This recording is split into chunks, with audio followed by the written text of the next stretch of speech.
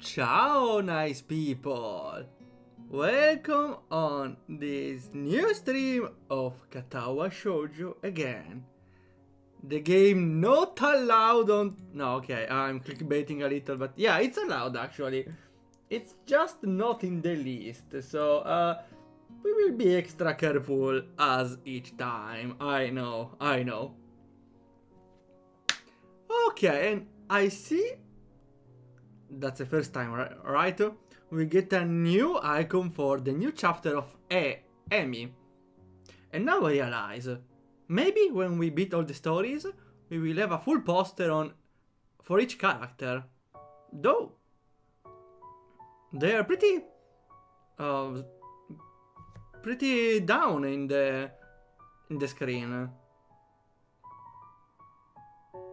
Maybe there are like other 6 chapters about Emi and it reaches the top of the screen. That feels a little too much though, I don't know.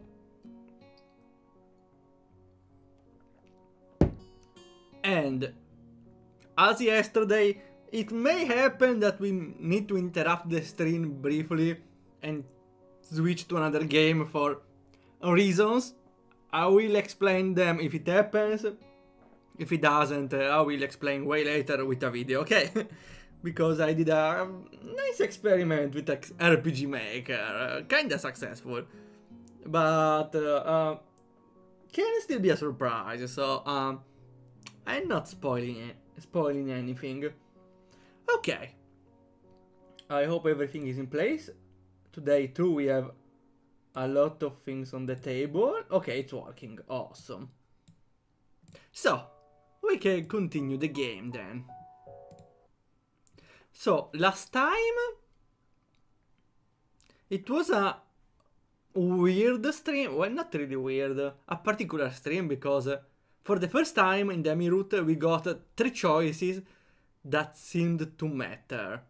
We first talked to the professor, which helped us understand from a different point of view. Then we talked to the nurse and we got advice.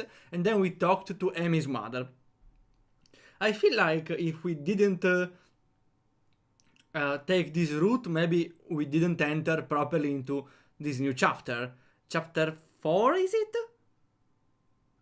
And maybe we would have gotten a bad ending about Emi, I don't know. That feels the case, I need to try. Oh, hi Zoro, just in time. Yeah, we just awakened. You're finally awake.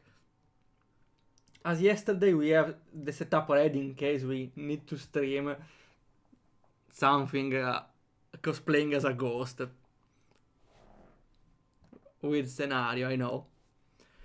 So, last time, Emi got upset because her mom tried to give us some advice and something, but we already know her trauma is something about her father.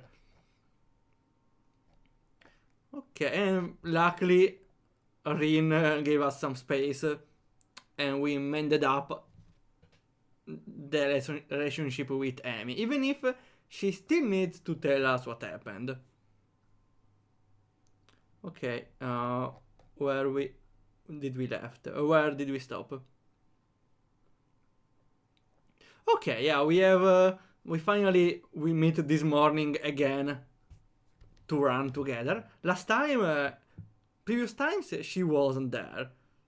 So finally now we are mending again the relationship with Emi. Okay. Perfect, new day. The morning sun is bright through my open window. I hope you mean the astral body, not the weapon. That's a weird way to phrase it, anyways. And the sound of my alarm quickly has me up and about. Because I have the Nintendo alarm. I slept surprisingly well last night, secure in the knowledge that at least I've got another chance with Emi. If I can just keep myself from doing anything stupid, maybe I'll find out what's been eating her recently. I have a few educated guesses, but nothing concrete. And certainly nothing that I'm going to say to her. I'd much prefer to have her tell me herself. Although I can't help remembering the nurse warning that I might not like what she has to say. Do I really need to know that badly? Yes, you're into a relationship. That's probably the point. I don't know, I never was in a relationship. Well, actually I was for like one day. Then she ghosted me. The first, you never forget the first love. What if it's something awful that makes me repulsed by her? Can I really say that I'm prepared to handle whatever she has to say, regardless of what it is? Amy said she wanted to tell me without screwing it up. What the hell did she mean by that? What's there to screw up? Well, do I need to make a sexual joke about it? I suppose there's not much use worrying about it though. I'll find out today. It occurs to me that I really need a run this morning to clear my head, if nothing else. Here's Amy. Amy is waiting for me as promised, looking a little haggard. Oh, we are starting with the terms. Meaning. Looking exhausted and unwell. From fatigue, worry, or suffering. Okay, so maybe I don't think she's fatigued, probably she's worried. And let me screenshot it. Nice. But otherwise bright and cheerful, much more so than any previous day this week. Iso, you're late. Aww. We are back as usual, that's lovely. I wave my hand dismissively. Nonsense, you're just early. Amy grins back, and it feels like we are finally back where we should be with one another. Except now Amy, not just me, wants to take another step forward. I feel like you did way too many steps forwards previous times. Although a part of me worries that she'll back out at the last second. Hurry up and stretch, Isao! I don't want to miss the bus! The bus? I said I wanted you to come back to my house, remember? And I promised Mom we'd be there in time for lunch. I wanted to hurry. Early start, huh? It's more for my mom's benefit than anything else. Well, that's okay. I successfully tried to guess what Amy planned, shortly before realizing that it doesn't matter that much to me. Wait, that's a new face! Oh, that's lovely! The tongue gap. I quickly go through my warm-up routine, while Amy bounces impatiently from one foot to the other. She really does seem to want to get moving as soon as possible. Deja vu! The run is over so quickly I can barely believe that I haven't fallen over dead afterwards. Amy set a blistering pace and I, in my foolishness, kept up with her. Game over, dead. Well, until the last few laps, I had to slow down just in case. But I don't mind, and Amy is waiting patiently for me when I finish. As patiently as he can wait, anyway. Finished! Good, come on! We are so in a hurry. I'm so gonna die by a heart attack. Grabbing my arm, she practically rushes me down the nurse's office. You seem in a hurry, Amy. Trying to catch the daily bus? Yeah, I told Mama I'll be back for lunch. Well, I take care of you first then. But is I gotta come with me too? The nurse raises a single eyebrow at this statement and peers at the two of us, searchingly. Really? Today, huh? Amy's response is a nod, followed by a surprisingly shy grin. Wait, is today a... Wait! Maybe today the anniversary of her father's death? Might make sense. Well then, we'll make this quick. Amy enters the nurse's office and I patiently wait outside for her to be finished, wondering just why the nurse seemed to be surprised by Amy's declaration. I feel like I'm missing out on some joke or the significance of today, beyond the fact that it's clearly significant in some way, of course. True to his word, the nurse has Amy out of his office, surprisingly quickly, and I take her place after promising to meet up at the front gate. The nurse takes my pulse and listens for a bit. Your heartbeat is faster than usual. Been pushing yourself again, have you? Well, Amy seemed in a rush to get through the runs, so... I'm not surprised. Today is rather important to her, you know. Ah yeah, I guessed so. I figured as much. I suspected could be the case, but I have no idea what's the case. She hasn't told you? Interesting. Will be a surprise morning day, yay! Don't you love when someone has a surprise for you and the surprise is depression? So you're not going to tell me either then? No, I'm not. I suspect that Amy has her own plan for explaining today to you, and I don't want to mess with that. You'll find out soon enough. What's the rush? Now, as if for your heart, I would take it easy for the rest of the day. No spontaneous races or anything like that, got it? Well, as if I do spontaneous racing all the time. Got it, she won't have her running legs on anyway, right? No, but if you think something like that is going to stop her... Good point. I don't think it will be much of an issue today of all days, but still. If he's trying to reassure me, he's doing a terrible job. I'm quickly becoming more and more worried about what today could be for, like suddenly finding out Amy is in a cult or something. Well, maybe our friend was right. What was his name? Kenji. At the same time, if today is such a big deal and Amy wants me to be with her for it, maybe she really does want to grow closer to me. Maybe this will be the answer to our riddles, to the sleepless nights and the sudden mood swing. Either way, I barely remember to thank the nurse before taking off as quickly as I dare for my room, to get a shower and throw on some decent looking clothes. If today is as important as it seems to be, I should dress up appropriately. Oh sorry, I got in mind something that could easily come out of a rom-com anime. The protagonist misunderstands and thinks, oh wait, does she want me to bring me to a masked party? Okay, how should I wear it? What should I wear? A clown dress, sure. And then he goes to mourn her father in a clown suit. Not the right comedy for me, but I would totally envision any anime doing something like this.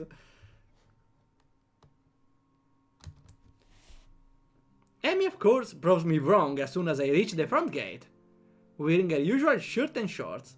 So at least I know it's not a terribly formal affair, whatever it is. You're early, Zao. Not as early as you. Eager, are we? Amy cheekily pokes out her tongue. The bus stop isn't very crowded at this hour, which seems to please Amy, and we end up relaxing a little as we wait. We sit in silence for a while, but I can tell Amy is trying to work herself up to say something. I don't have anything to say myself, so I sit waiting for her to talk. It doesn't take too long. So, I'm sure you're curious as to why the nurse thought it was so weird for me to be bringing you along today. I was a bit, yeah, but if you are not really ready to tell me... Amy stops my sentence by placing a finger on my lips. Classic Amy. Don't tempt me, Zao. I want to tell you this, but I'm just uncertain as to how to go about it. I don't want to keep delaying or deferring. I just want to be able to say it. So say it. You know that's not going to be easy for me, Isao. Don't you see those twin tails? Unfortunately, I have the tsundere disease. It's not very strong, luckily. I'm not really a tsundere, but still I can say some things like this one. Ah, okay, makes sense. Thanks, Amy. Okay, that's maybe why her twin tails are so short and small. So, treat it like running. Warm up to it with something small and easy, and go from there, but don't do it too fast, okay? I'm a patient man, I can wait for you to get to it. Amy seems to consider my words, weighting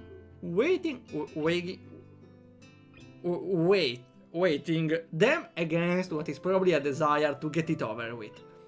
I will admit, as much as I keep telling Amy to take her time, I wouldn't mind her getting it over with either. But somehow, I know that Amy probably needs some more time than the bus ride will provide to get it all out. Whatever it is. Yeah, maybe you're right, the bus stop probably isn't the best place for this anyway. But just to make sure that I don't go back on my word, I will at least say this. She takes a deep breath, lets it out, and after a moment says in a low voice, "We are going to see my dad today." Well, yeah, I kinda figured out. The words hang in the air, and I can see that Amy's afraid that we'll panic and disappear in response, which a part of me almost wants to do. But it would be stupid of me to back out, or to suddenly abandon the promise I made to be there for Amy when she needs me. The nurse thought it was so weird of her to bring me along. She doesn't bring anyone along, or at least I'm willing to bet that she hasn't before today. The day seems to take on an even greater significance. What does it take an Amy to even get this far? Oh. And why is that the best I can manage as a response? Yeah. I don't know what I should say. Nothing, I think. I just promise that you're going to come with me. Of course, you know I will, even if I almost ran away. Amy smiles wanly. What's wanly now? Wanly. In a weak or pale way, okay. Smiles weakly. Weakly, more like slightly smiles. Let me take a screenshot of these two. Oh, okay. Good, in that case, we better get going. The bus pulls up just a little after she finishes the sentence. Pretty convenient. Vague memories of the first trip out there came to mind as I step off the bus. But unfortunately, they are too vague to be of any use. I will be the first to admit that I don't quite recall how to get to Amy's house, so I let her lead the way. She seems content to walk in silence, and I myself have no idea what I could possibly say, so the two of us arrive at her house having said nothing since getting off the bus. Amy's mother opens the door and doesn't seem surprised to see me standing next to her daughter. I expect that Amy would have phoned ahead to let her mother know of the change in plans. Amy, Isao, you're just in time. Lunch is just about ready. Great, I was afraid we might be running late. As fast as you're going this morning, I doubt there was much of a chance of that. I certainly hope she wasn't too much of a bother, Isao. She tends to get a little paranoid about being on time when food is involved. I hadn't noticed. This earns me a swat on the arm from Amy, who, despite the serious nature of our conversation on the bus and the almost brooding quiet walk, has quickly become cheerful again. Wait, brooding. Maybe it's a derivation of brood. Brooding. Brooding. Engaged in or showing up deep thought about something that makes one sad, angry or worried. Okay. Or appearing menacing. I like this one more. Amy is menacing. If I need to tear up the menacing characters, she will be the second one. The first one is Rin. I don't know, no, depends. Maybe no, no, never mind. The first one is Shizune. Rin is third place at this point, yeah. Amy is second. Probably to keep her mother from worrying about whatever it is Amy plans to tell me later. Mr. Barazaki ushers us in. and in short order we're around the table, devouring lunch. I hadn't realized how angry I was until I got here, but for once I seem to be eating almost as much as Amy. Goodness, it's a good thing I made so much. The two of you are acting like you haven't eaten in days. I skipped breakfast this morning. Me too. Had to catch the bus, I assume? That, and I figured it'd make too much food, so it wouldn't matter if I skipped breakfast. Well, it's good to know that I'm predictable. Amy nods enthusiastically, and conversation falls off again, as we very nearly clear the table of anything edible. Thanks for specifying edible, because eating the table itself is not really healthy. I was trying to remember how to call the set of the fork. The fork. Wait. The fork, spoon, and no, it's not a cutter. Give me a second. It's not a knife. I mean the table knife. The cut. Yeah, it's cutter. Okay. Also, it's how it's the cut. It's called the cutlery overall. Okay, I was looking for this term.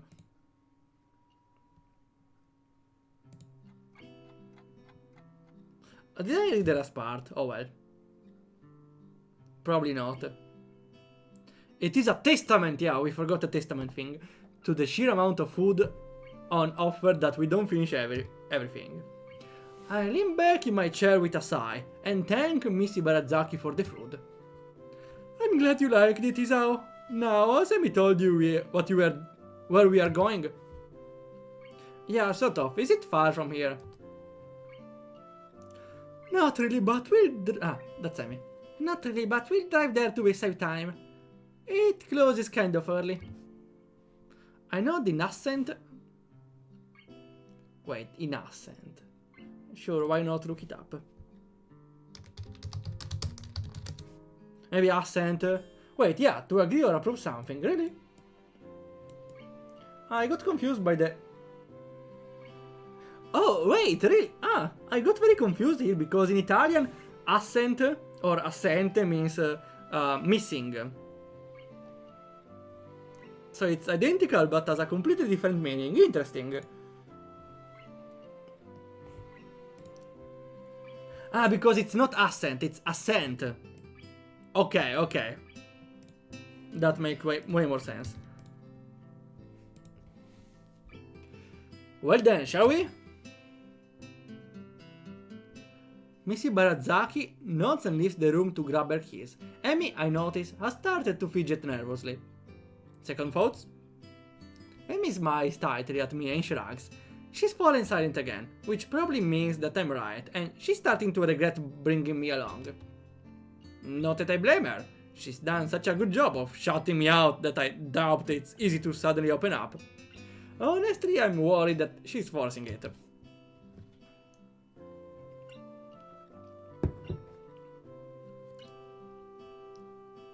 Well, actually, the protagonist can easily understand what's going on at this point, because at the start the mother says the father is no longer here, or went out, I don't remember, something that is gone away, and now she's saying she's gonna meet the father, and it's a reoccurring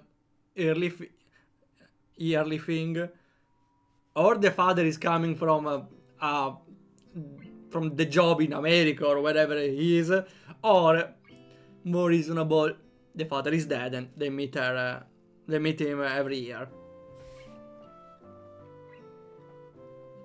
But she said while waiting for the bus that I'm not supposed to give her a chance to back out, and since I promised to go with her anyway, I suppose there's not much of a choice. I can't go back on my promise, and she can't go back on hers. Accent agreement, okay, thanks, I just read it with the wrong accent. Yeah, accent. The wrong accent. Yeah, I was reading it as accent. I just hope the both of us are up to it. We're off! Amy's mother blows through the dining room, collects the two of us, and heads out the door at a brisk pace. Now I know where her daughter gets it from. Except she has legs. The car pulls up at the cemetery gates. Okay, now maybe it's your time to get it. Please. And I feel Amy tense beside me. I reach over and give her hand a comforting squeeze, which causes her to relax a little. Amy's mother doesn't follow us, explaining that she prefers to visit the grave alone. Amy steps through the gates and looks back, as if to make sure I'm still here. We step into the cemetery. I don't feel comfortable in cemeteries. Gravestones litter the ground, each one serving as a reminder that someone used to be alive and is no longer. Well, on the bright side, we outlived any of those. How many died young? How many were as old as I am now? When do I wind up with a marker of my own? How much longer do I have left? The concept of not waking up, not seeing Amy anymore, is not a happy one. It frightens me, and I very nearly turn around and exit right then and there. I don't want to go among dead people. I don't want to see their stones and think about who they were or what they could have been if they'd only had more time. Then I look at the girl next to me, and my resolve returns. Amy is striding purposefully down the path, eyes clear, setting a pace that's very nearly a jog. The sooner we get there, I suspect she thinks, the better. Okay. We are here. I'm sorry, I don't know Japanese. A gravestone, wholly unremarkable in everything except for the name etched upon it. The grass has grown up around the base. Amy's eyes are riveted to the stone. I think we already got the term riveted, but let's get it again. Join or fasten. Okay. Okay, so eyes are pointed towards. Well, understandable from the context, but just in case. After a few moments, she turns around, looking surprisingly calm, yet solemn. Pink is not actually my favorite color, you know. What? Rivets are like really big nails. Ah, that's not it then. Okay, thanks. I'm fixed with... Wait, did I read it wrong? Ah, no, okay, riveted means like they are glued to the stone. I get it. Thanks. Let me take a wider screenshot. Okay, here. Pink is not my favorite color. I'm warming up to it. Oh. People tend to think that pink is my favorite color. I think it's because I like strawberries. Strawberries are not even pink! And even though those are red, yeah, thanks Amy for pointing it out. They just assume that pink is the right color for strawberries. Well, yeah, because strawberry yogurt is pink. Strawberry ice cream is pink. So, makes sense. And it's my favorite color. But it's not. But I'm too polite to tell anyone otherwise, of course, and it's not the kind of thing worth getting worried about, but I'll bet even you thought pink was my favorite color. I don't know, but yeah, if I had to guess... Blue, that's my favorite color. My mom and dad are the only two who know that. And now you do too. That's not important though, right? Thanks for telling me, I think. You're welcome. There's a pause as she considers what to say next, drawing a quick breath. I can't carry a tune to save my life. I can hum, but actually singing a song is something I've never been able to. Oh, too bad, I do. Super Mario RPG! In questo stream si fa... Sorry. I don't mind, because I'm not a fan of karaoke anyway. Well, that's one potential date idea out of the window. People all think that I'm a really popular and friendly person, but I only have a few close friends. Probably because I keep everyone in the dark. You mean you close them in your basement? But I think it's also because I hate the idea of losing a close friend. There aren't many people worth the risk. I'm terrible at saying goodbye. I sometimes think that I only run because it's what I used to do with my father. You're not my first boyfriend. I dated a guy from a long while during my second year at Yamaku. But in the end we broke up because I didn't want to get closer to him. He couldn't live with that distance between us. Her rate of speaking increases slightly, as if she's rushing towards a finish line. I'm actually 1 year older than you. Wait, really? She is older! No, I will never believe that. Now you're gonna call me senpai, no. Even if, actually... Everybody thinks I'm younger because I'm short, but I had to skip one school year because of my accident. They initially thought I was paralyzed when they pulled me out of the wreckage. I lost my legs already, but they were afraid that I wouldn't even be able to use what was left of them. After surgery, it was clear that the initial assessment was mistaken. I couldn't feel my legs because of shock. Short-term paralysis due to other trauma I'd experienced. My recovery was one of the fastest they ever seen, or so they told me. I never found out if they were serious about that or if they told that to all the patients learning to walk again. She pauses, gathering herself for one last effort. 8 years ago today, I lost my legs, and I lost my father as well. He died on the way to the hospital. How?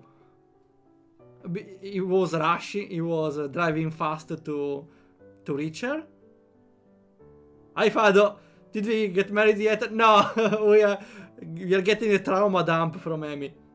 Which, actually, sooner or later, if they're getting engaged, of course, he needs to know it. So, I understand. Though Amy is not my girlfriend, so I don't get why I should get a trauma dump. No, I'm kidding, okay, it's the character. It's a strong moment for the story, I suppose. I see, I know, I perceive. The music makes a nice moment. He died on the way to the hospital. I didn't even get to go to the gravesite until 2 months later, and couldn't attend his funeral. I'm so sorry. Tombi, that's what everyone always says, that they are sorry. I hate hearing that. Like anyone could have done anything to change what happened. Actually, you know, I have a time machine. Wanna try? You know the best piece of advice I got? Those things happen. I don't even remember who said it, but I guess they didn't have anything better to say. But it's true, you know. Those things happen, and there's nothing you can do about it. They aren't necessarily planned, but they aren't always bad. And they aren't always good, but they are. So I made the decision that I would live without worrying about the future. No, that's definitely not what the message was intended to, okay? And to be sure that I never had to say goodbye again, I decided I wouldn't let people get close to me anymore. After all, they could be taken away at any time. And you know what? She laughs, a little bitterly. Her eyes start to well up with tears, and I step forward to embrace her, but she holds up a hand to stop me. I'm not finished. A deep breath, and she continues. It worked pretty well, until I met you and saw that you were trying to adjust to stuff here, so I thought I'd help you then, when you were so nice and I couldn't help it, but I just... Aww. The tears are flowing now. She accepts the embrace this time. The rest of her sentence is mumbled into my chest. I tried not to fall for you, but I did. And then I tried to keep you at a distance. Like with my first boyfriend, but I couldn't. But I've been so scared because I don't want to lose you and I might anyway.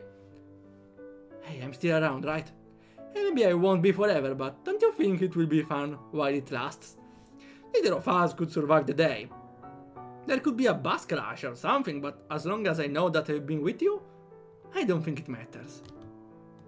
A sudden thought strikes me, and I can't help laughing.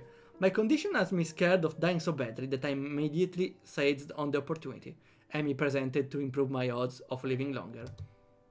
But without Amy, would there have been any motivation to keep up with my running? It hits me that Amy is the reason I want to go running every day, so I can spend as much time with her as possible. Amy looks up at me, confused. We'll go on living until we stop, and when we stop living, we'll be able to know that at least we've had time together, and I wouldn't have it any other way. Because I love you, Amy, and right now, that's enough for me. Amy smiles through her tears and steps back from me. You know, it's funny. In a cemetery, it's funny. What is? I thought that the best way to live in the moment was to do it alone. But now I don't think I have any other way either. I'm glad I met you, Isao. Well, those things happen. Amy and I stay by the grave for a while, and Amy pays her respect to her father. When she's ready to go, we exit the graveyard side by side. Okay, luckily now the protagonist doesn't have anything to be dense about, so that's a positive thing out of our mind. F. The F is kinda a lot of years late. Imagine though, to anyone greeting mourning her father, someone says F. I hope it doesn't happen in actual funerals. Even if at my funeral, I might want people to press F for me. I don't know. There's like in my testament, I might write that we place a big F button in front of my coffin, and at the funeral, everyone will stay in line to press the F button. That's actually interesting. I might consider it. And there's maybe if we want to get more technological with more budget, we can place a digital counter on the button that counts the F that were pressed.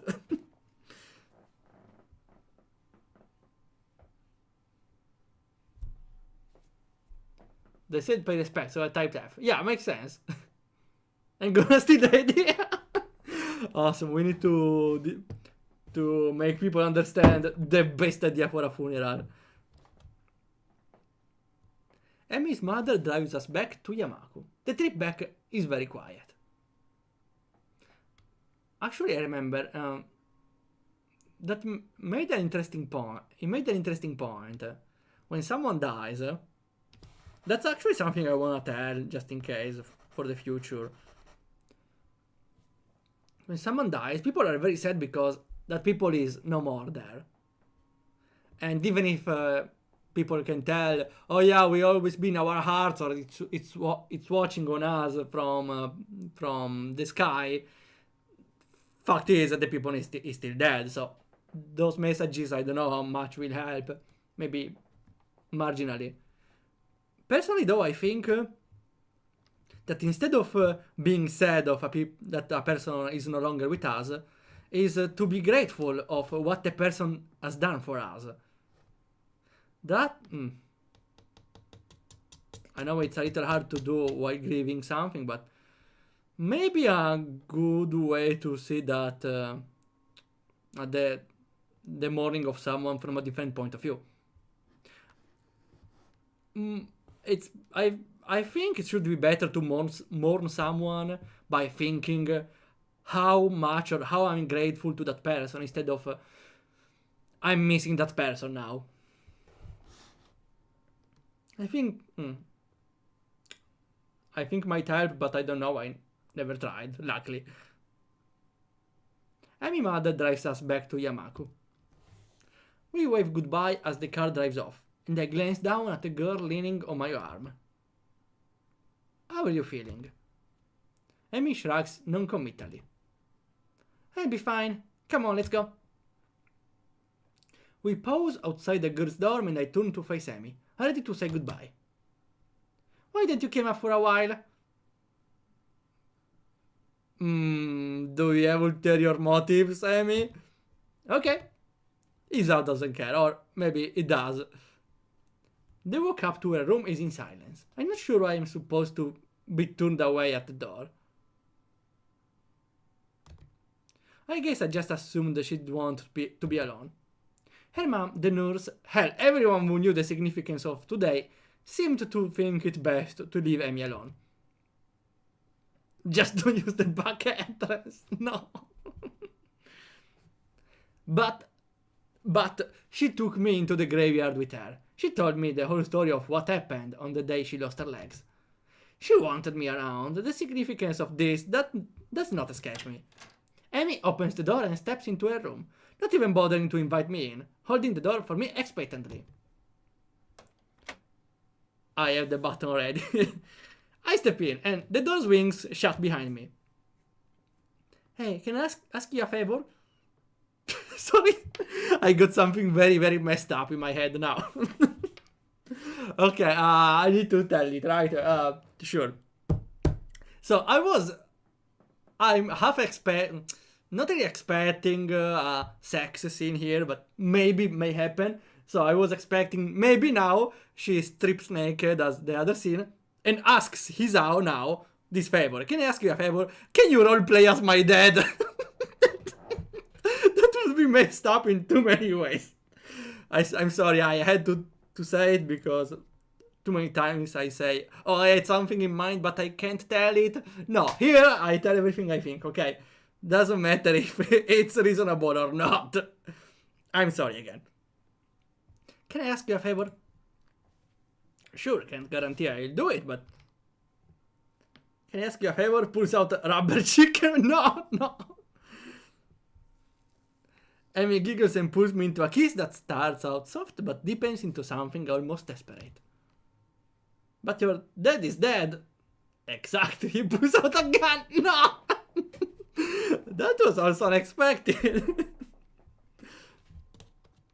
Stay with me, please. Her voice has dropped to a whisper. The question is barely audible over the sound of her own breathing. There's something about the way that she asks the question, the hesitancy in it, the quiet voice, that makes me think she doesn't mean tonight. Ah, forever.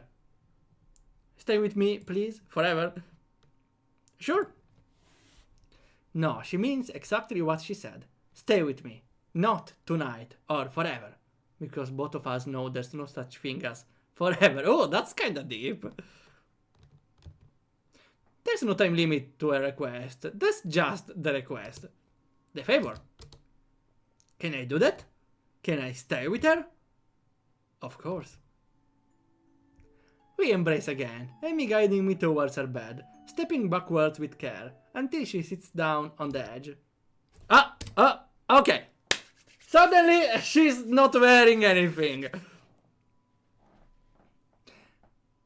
She's gotten my shirt off at this point, and I've similarly lifted hers over her head, bra and all. Her shorts come off just as quickly. With practice is... Wait. We can have the sound. Okay.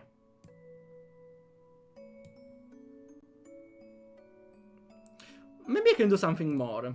Let me see.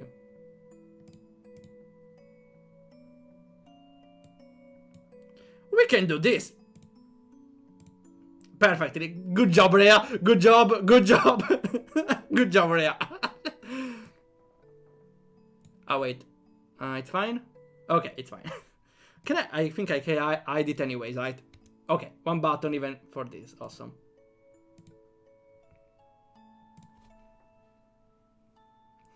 Just in case, we can move a little lower. Okay. Just to cover the bottom part. With practiced ease, she removes her legs and pulls... Ah, no, wait! I was stunned for a moment. She removes her legs. Wait, did I read it right? Oh, wait, yeah, she can remove her legs. You know, when you read something, but you don't really read it and then realize... wait, what have I read? She removes her legs and pulls me onto the side of her bed. Of the bed, with her. My hand coming around her smooth shoulder. Okay, she disappeared. Now we have a normal background. I cast my gaze over her face, down her neck, following the line to the swell of her boobs before I lower my head, planting kisses across the aforementioned place, listening to her breath each as her hand slides further and further down my chest. Yeah, we are getting to that moment. Wonder if she can shoot her legs like Mazinger Fist. That would be a nice addition, actually. Yeah, I may figure that. There's a thief on a motorcycle. She can't really run towards it even if she's fast, so she just points her leg at the motorcycle and shoots it. As I look my way up to her neck, I can feel her hands working at my belt. Now fumbling slightly with the buckle, now unbuttoning, now unzipping until my pants fall to the floor. I have a chastity belt though, ha! Psych! Oh wait. Doesn't work anymore, right? It's too late for that. Her underwear is not as noticeably darkened in the right place.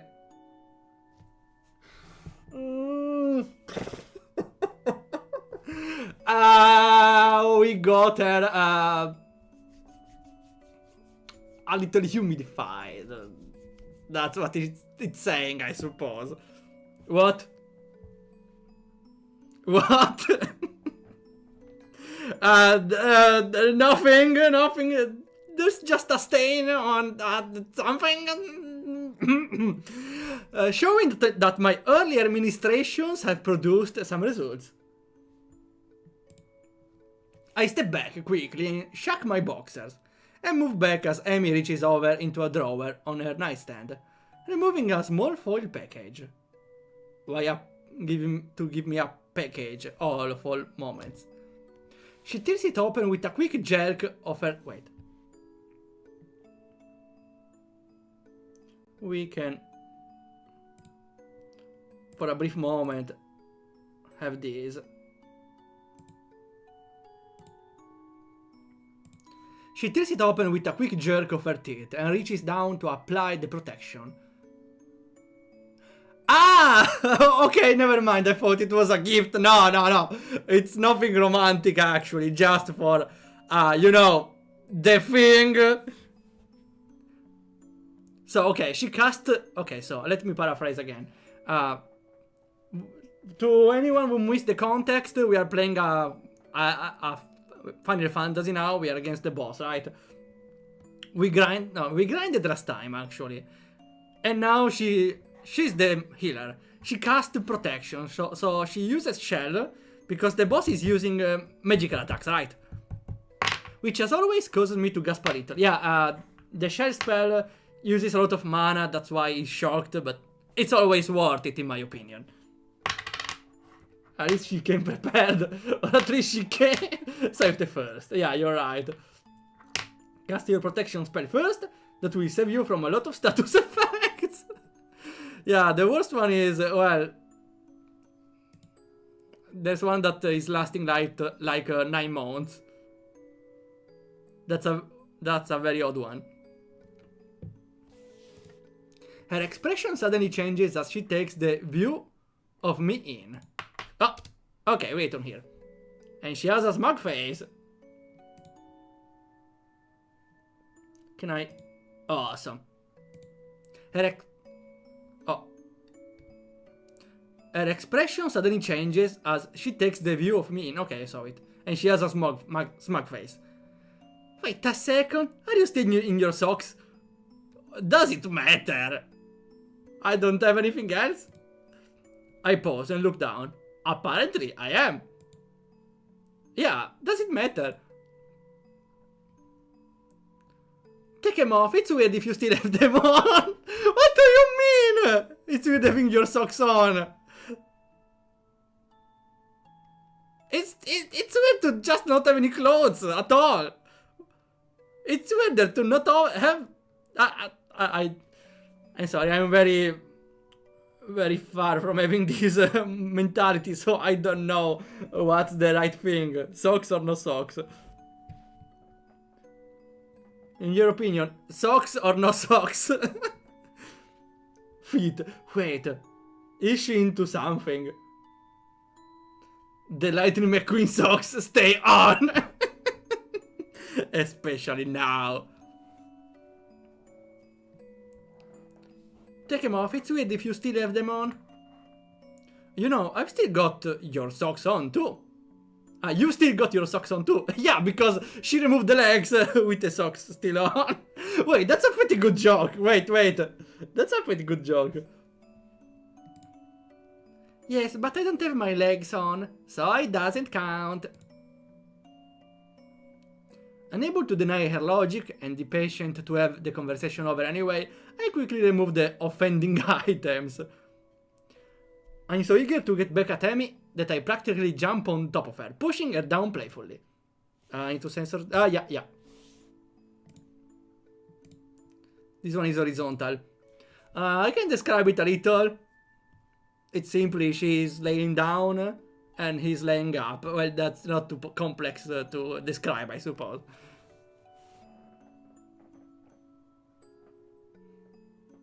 I don't think I... you can also notice a part of her leg stump in the air. The other one is out of the window, but you can notice a stump of her leg. Isao grabs chainsaw and chops his legs off. No!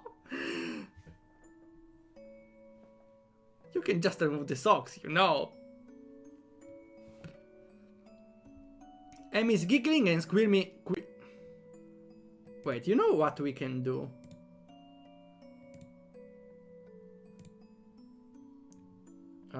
We can do this. The text maybe should go lower, and this goes up.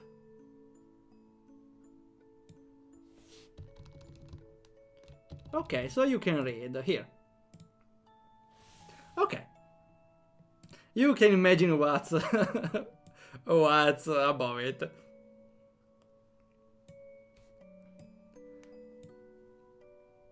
But Amy's giggling and squirming quickly ends, replaced by a happy sigh as I assess the dungeon. I enter the dungeon.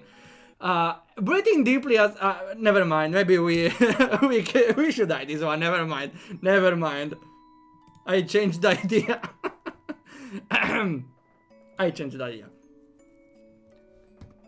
Breathing deeply as she savors the feeling of entering... the dungeon and entering the dungeon, I know. She spreads her arms to grab the sheet. Her breath is in my ear as I begin moving, whispering words of encouragement. Oh yeah, we don't need sex, we just need words of encouragement. Nipping at my neck, now at my mouth. My hips hit the edge of the mattress, shaking the bed. A part of my brain briefly wonders if I should try to be quieter before succumbing to the waves of pleasure racing my spine. Amy's stomach tenses as she grows closer to the edge. She reaches the edge of the dungeon. We are close to the final boss. The climax of the dungeon, you know. That one. And as our bodies both begin to glisten with sweat, time begins to become hazy. The other question is there a forest in front of the dungeon? I don't know. We got cutscene with only text. I can see it. I don't know is the answer. The sound of my own breathing mingles with Emmy's panting, and I ready myself for a final surge before surrendering to the rushing wave of, the waves before the boss of the dungeon. Do I need to explain to you what it means? No, okay. Emmy's body shudders and cries out. She got hit by the boss. Her fingers digging into my back as I too lose control of myself because the boss cast some sort of confusion spell. My back arches as I let myself go, feeling my body spasm as I use my hydropulsar attack on the boss. Okay. And the boss got defeated. We won. We won, awesome. The boss is defeated.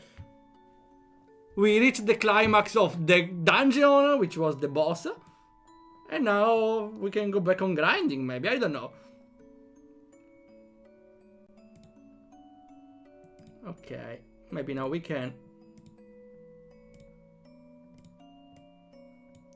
show the game again. In a way. Well, since we are here,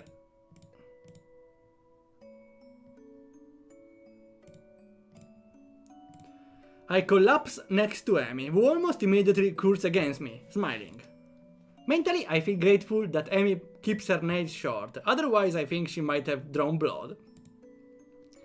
I sit up briefly to dispose of the not-used armor for the dungeon, and lay back down next to Amy, who is in turn taking care of healing herself up. For a while, we lay in silence, savoring the feeling of being next to one another. Amy is the first to speak. And we need to cover everything again.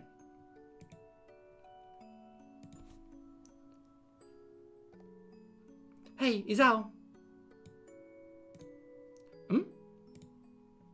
Thanks for coming with me today.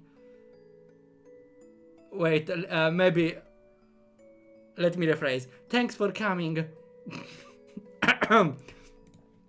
I smile and plant a kiss on her head. Of course, my pleasure. Amy snuggles closer, and I can feel her breathing begin to slacken as she begins to drift off to sleep. Wait, is she sleeping naked? You will catch a cold. Just as she's about to fall asleep, she wakes up enough to mutter a single sentence. I love you, Isao. Then she's out like a light, leaving me feeling like I'm on top of the world.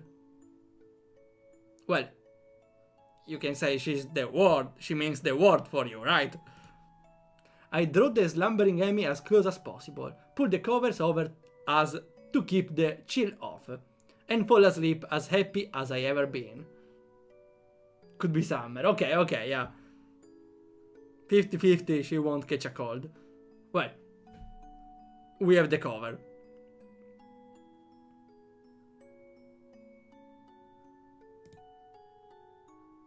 And next day, did we sleep with her? In more than one sense, probably. Well, shouldn't be a question. I wake up in a room, wow. I wake up in a room, why that? Oh, that's new, that's the first time. The morning light seems to reach further into Amy's room than it does into mine. This results in my waking up earlier than I would have if I had gone back to my room last night, as had previously been our routine. I did not realize it until this morning, but this is the first time we've actually spent the night together. A small movement from my partner, still slumbering form, causes me to look to the side. Hair spread across her face, Amy continues to sleep peacefully, curled up next to me. It's slightly weird seeing her without her trademark twin taste, but it's also a look I could get used to. The small size of the beds here necessitates her curling up, but I'm pretty sure she would have done so anyway. The covers are nearly over her head, and a smile as an errant strand of hair causes her nose to twitch slightly. Unable to help myself, I draw her a little closer, a move which she seems to think is a good idea. Her steady breath raises a trail of goosebumps in my chest, but I don't mind. I am no longer tired, but I do not feel a need to move from my current position. Amy's warm body in repose against mine is far too comfortable to move. I gaze up at the ceiling and consider how it is that we got to this point. We've been close for a while, but not this close. Seems like only yesterday that she ran into me in the hallway and, after apologizing, decided to take an interest in my well-being. But that grew into something else, which I, at least, was not expecting. One thing is for certain. Having found Amy, I will try as hard as I can not to lose her. My morning music is interrupted by further movement from Amy. Her eyes flutter open, and she seems briefly confused by my presence in her bed, as well as her current state of dress, which is non-existent. I maybe can show this, but just in case, let's not. Unfortunately. She's not showing anything, she's showing the back, but still, better be safe. Okay, this is perfect. Not this one. Then she smiles happily and sits up. Oh, I like her face. Wait. That's her face. Aww. Isn't that sweet?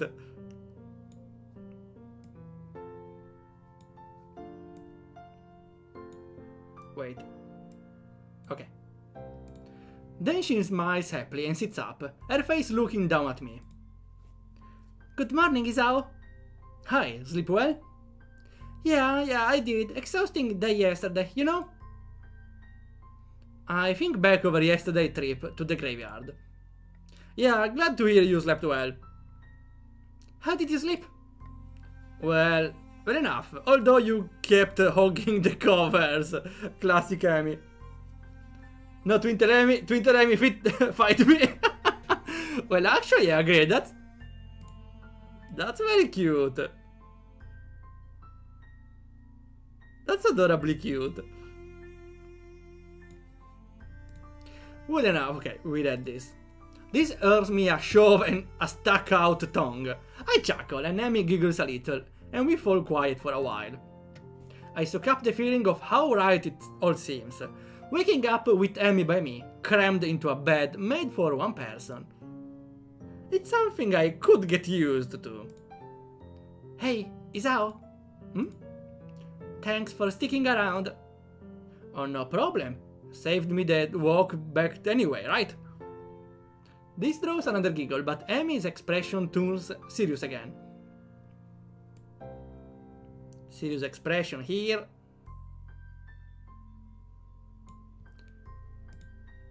No, really, I kept trying to push you away because I thought that was the right thing to do. And you stuck around through it all. I haven't made any of this easy for you. But you snuck it out anyway. So really, I mean it.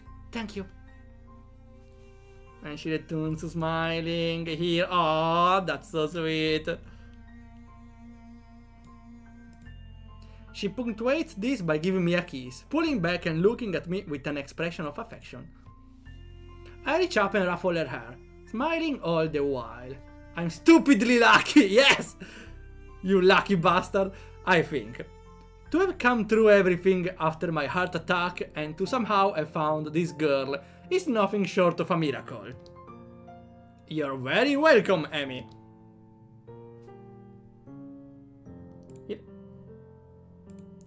I couldn't bear the thought of giving you up.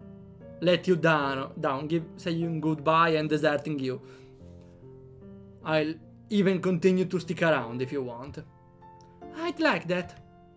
That settles it then. I don't know how long my heart will keep working, and I don't even really know what I will do after this year is over, apart from going to university.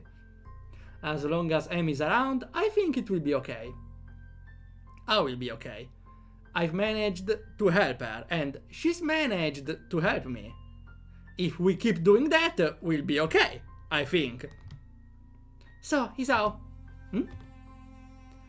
Oh, she's smiling even more. Wait. The purest smile. Oh, wait, I'm showing too much, maybe. The purest smile here. Okay, now let's shrink it back. Oh, okay.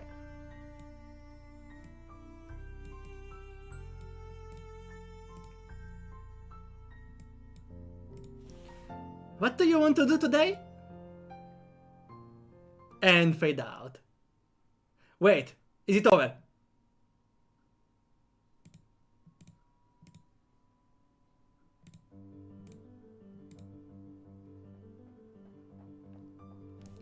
We completed Katawa Shoujo and we got laid twice!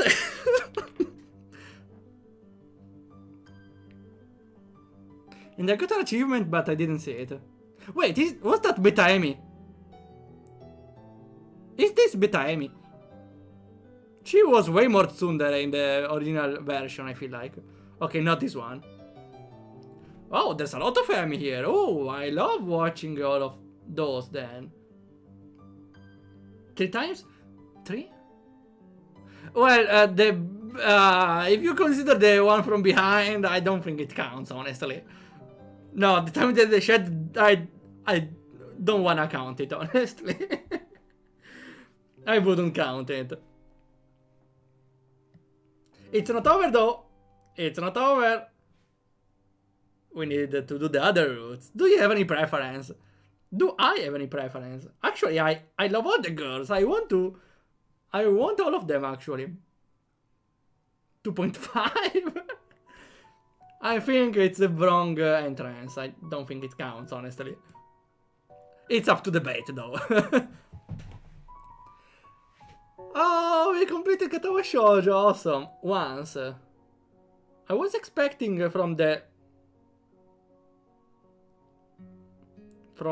how it's posed that it will go way up, so I will see how the rest will be placed around. I vote Lily. I would go definitely for Lily too.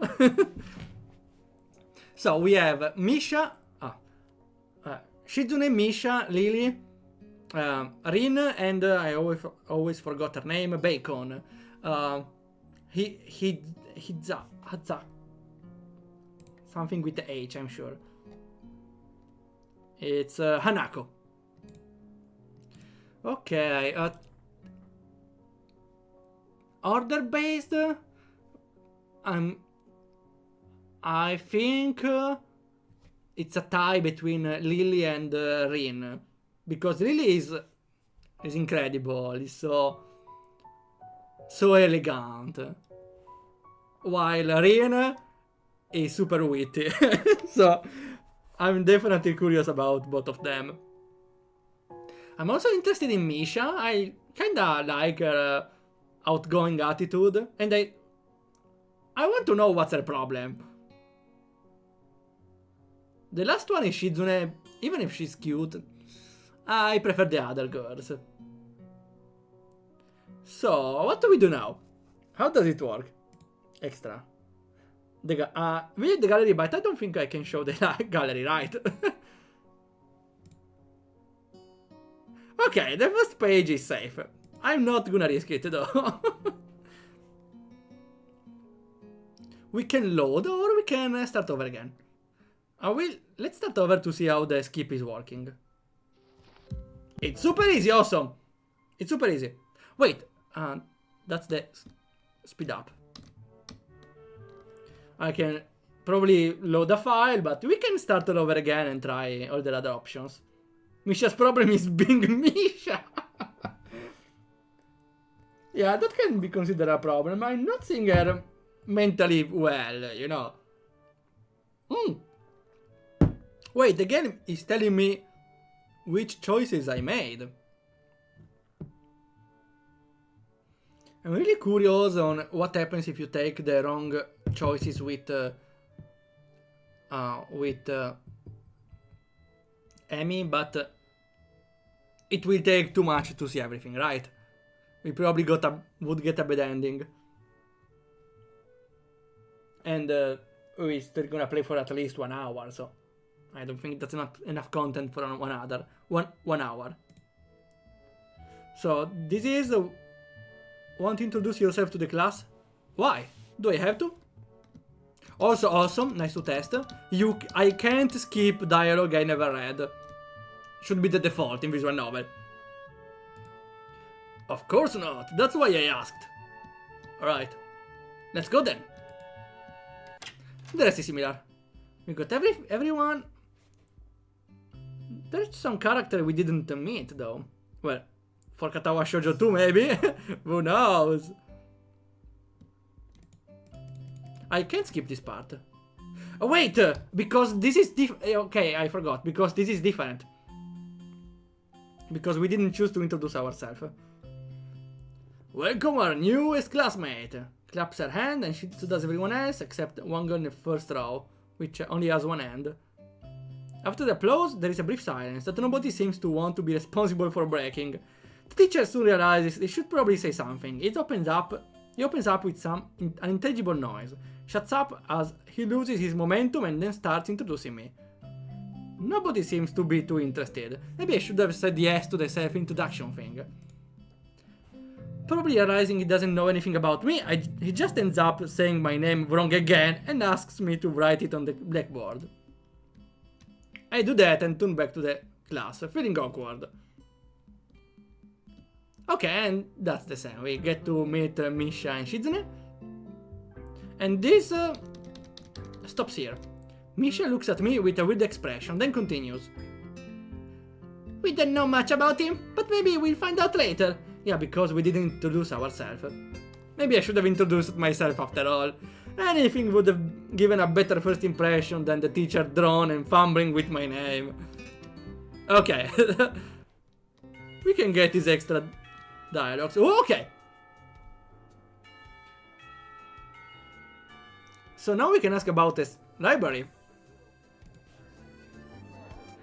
Yeah, is there a library in the school? Lately I've gotten into reading a lot, so I'd like to check it out. Misha gives the kind of frown that makes it clear she doesn't consider reading a healthy hobby. But then picks up her smile again. But that's Misha's problem. There it is! There is! It's in the second floor, we can show it to you sometime! Thanks. I return my food while the girls talk between themselves. Okay, and we speed up again. We go to make the checkout. Oh no, we met Kenji, sure. We take our meds. And we meet the iconic duo. Okay, I forgot about them briefly because in the Emi route they never appear. Never. Okay, now they want me to join the student council. And now we play Risco. And this time I know how to win. Last time we lost at Risco, now we win.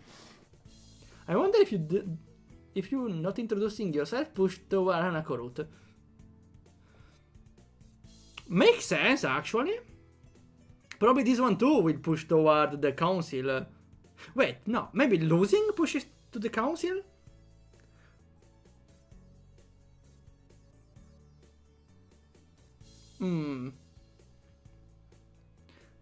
By attacking I win, so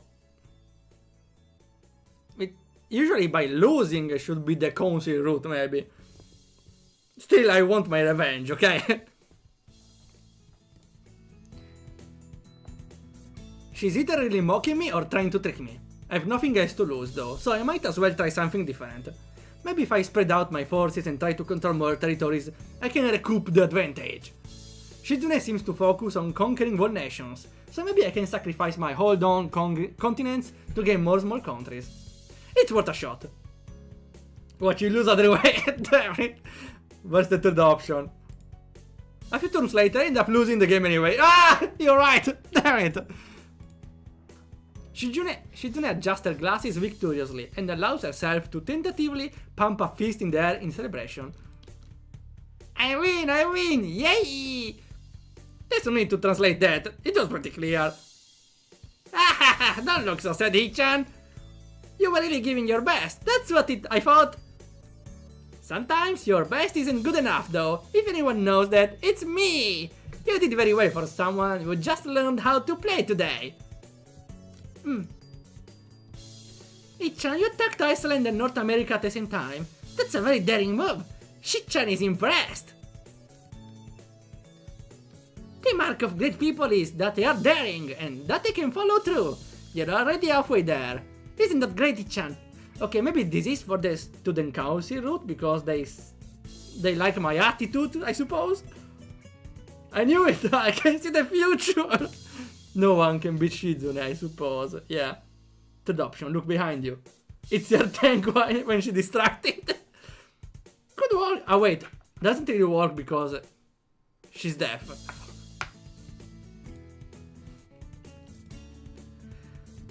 That isn't enough though. Just potential isn't enough. There is no point to potential if you don't take the first step. And there is no point to that if you don't keep going. I want to see more. Oh, I actually like this sentence. Let me screenshot it. Ah, okay. You're right, Hichan, but that's so demanding. Shizune leans forward, suddenly looking a lot less playful and more like the serious person I expected her to be from the start. Hichan, would you like to join the student council? She doesn't really waste time, does she? But it's only my second day of school, so I'm hesitant about committing to something so early. I haven't even taken a look at other clubs yet. But spending time with Shizune and Misha doesn't seem like something I would hate. Can I see if there's a skip button instead of a hold to skip button? Let's see. No, wait, not this one. Oh well, doesn't matter actually. There should be though a... Here, skip mode. Okay, I activated it. I still need more time to think. Ah, if I click it disappears. Useless. I get back to unit. Okay, Hichan, but I hope you're not just saying that so we don't feel bad. No, really. Really? Hichan, if you're going to say that, you're saying that it's definitely the truth and there can't be any mistaking it. I know. Guess I should have my revenge for losing, at very least. Shizune smiles at that in a mischievous way that feels like twisting the knife in the wound of my loss. What a cute face. I take a glance at the clock in the wall and realize I spent far longer playing Risk. Okay, now we skip. Ah, we got to meet Lily. Aww. No choice with Lily though. And now... I should take the other option with Hanako. It's probably not the best one, but we are not going for Hanako route, so let's go a little rude. I'm sorry, Hanako. It takes too many seconds to collect myself and remember what I walked up to her for. Hi, I'm new here. I'm Misao Nakai. We're in the same class. I just transferred here the other day. Maybe you don't remember? The girl still doesn't say a word, but simply stares at me, wide-eyed. I'm still getting used to the place, so I'm trying to meet as many people as I can. Stupid extrovert. So, what's your name? Hanako. Her speech is stuttering and so quiet that it's barely audible, even in the still library.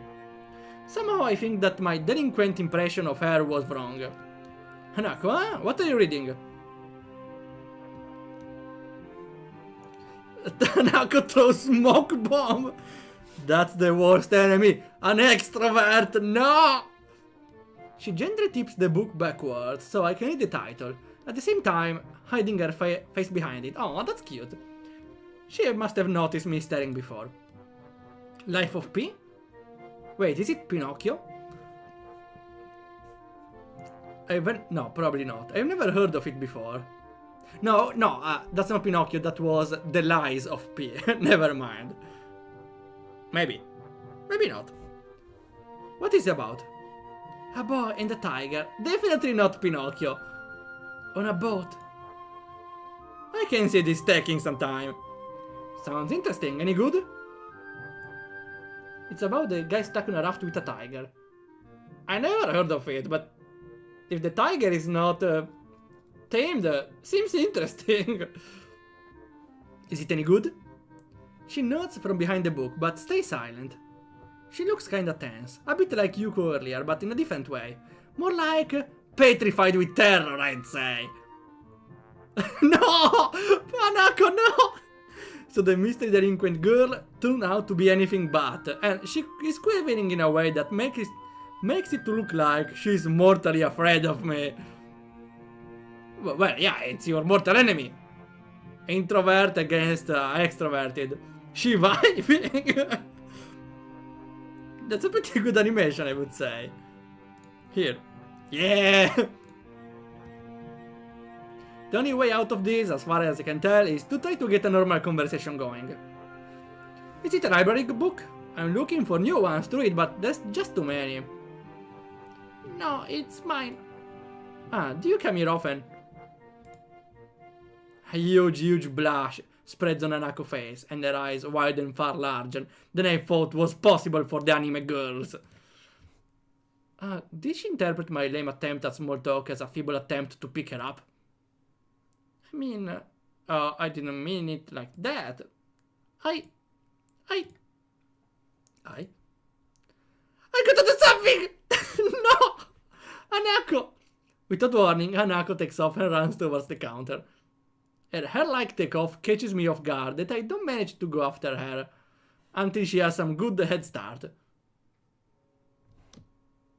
She ran away. Hanako fled. I just talked to her. I tried to get to know her.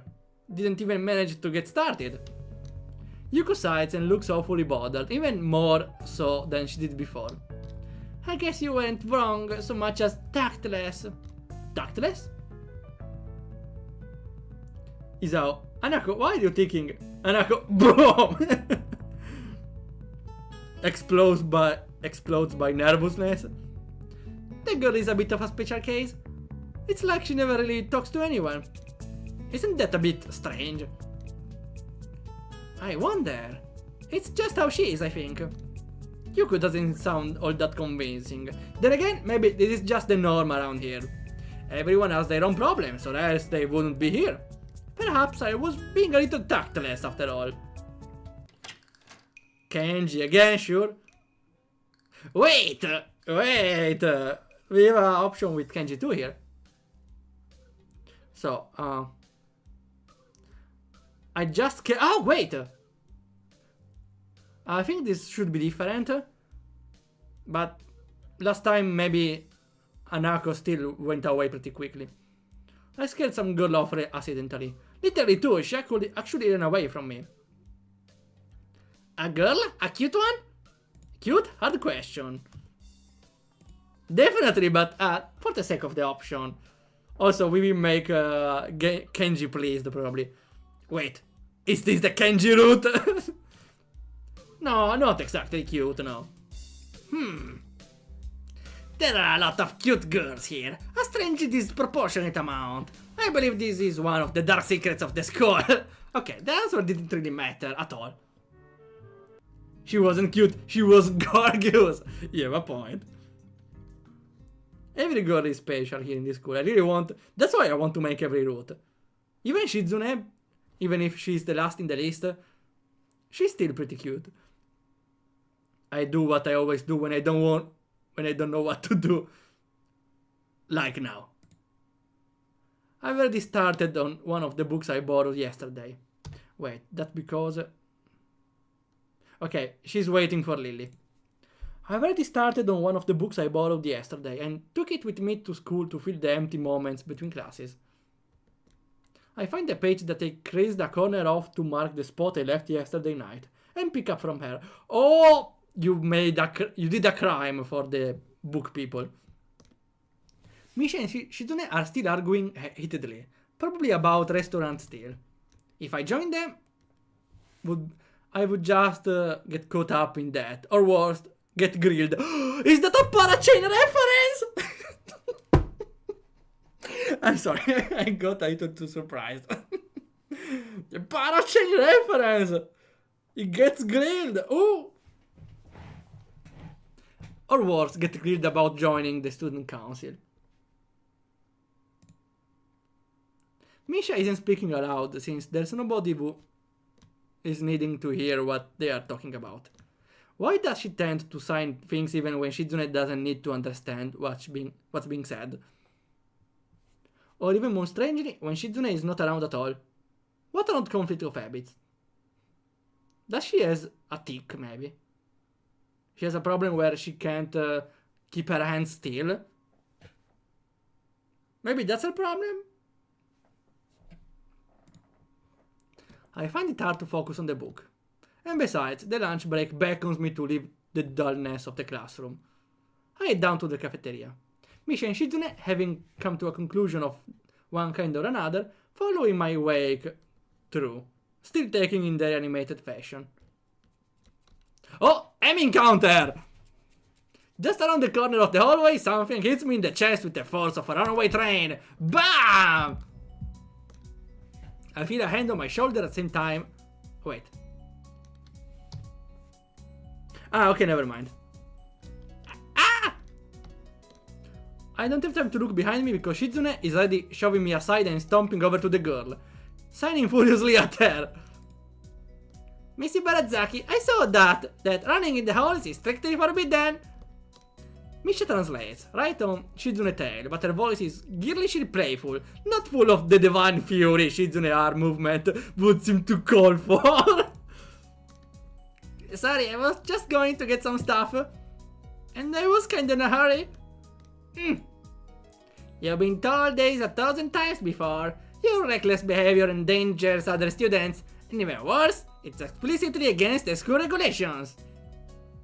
The girl blushes and starts to fidget nervously, like a little child caught misbehaving. It's so cute I find myself smiling. I know that I just was, Make sure that this will not happen again. Although I'm sure telling you this is futile, and only causes me further headache when you choose to ignore the regulations. Got that, Amy? The small girl sticks her tongue out in response. Ah, I gotta go. Teacher will have my head. I promised to help with printouts, but I went running instead. Sorry. I gotta change and everything. Run. No running in the hall. Wait. No running in the halls. Detention for you. I don't know how he says detention for you though.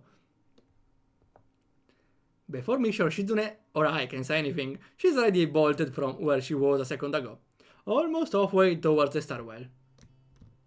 Shizune Is this similar to the previous part? Are you okay, Chan? That Ibarazaki girl is always like that, causing trouble to others. Did I have a heart attack here?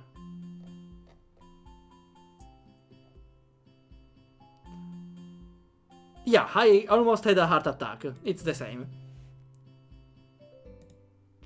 You know, I'm pretty certain Shizune wouldn't call me Hichan. Never mind, never mind. I'm okay, just got the wind knocked out of me. That's great, Hichan. I wouldn't call it great, but I let it slide one more time. We have to run now. There is an important student council meeting regarding the festival, and we decided where to eat. Too bad you can join, but this launch meeting is only for council members. We can take you there some other time. Oh, but that would be like a date, wouldn't it? Wait. Wait. How is dating Shizune now? Do we date Shizune alone? Or Misha is coming along? Does Misha come along the date with Shizune? I need to know. Or maybe there's not a Shizune route. There's a Misha and Shizune route. Where you get a double date. Wait. I don't think so, but who knows? 2 for 1, yeah. Good offer, really. When you can't beat the other girls, team up. The girls leave for downstairs. I didn't manage to get far from the third floor hallway before all this commotion struck, literally. I should get going as well. The lunch at the afternoon class passed uneventful. I read most of the book I had started yesterday and ate some of the mostly inedible offerings of the cafeteria. The class is tiresome. The teacher seems like an okay person, despite the weird first impression I got. And the material is interesting. Okay, and now we skip. Misha erupts, and we meet the strange girl, Rin.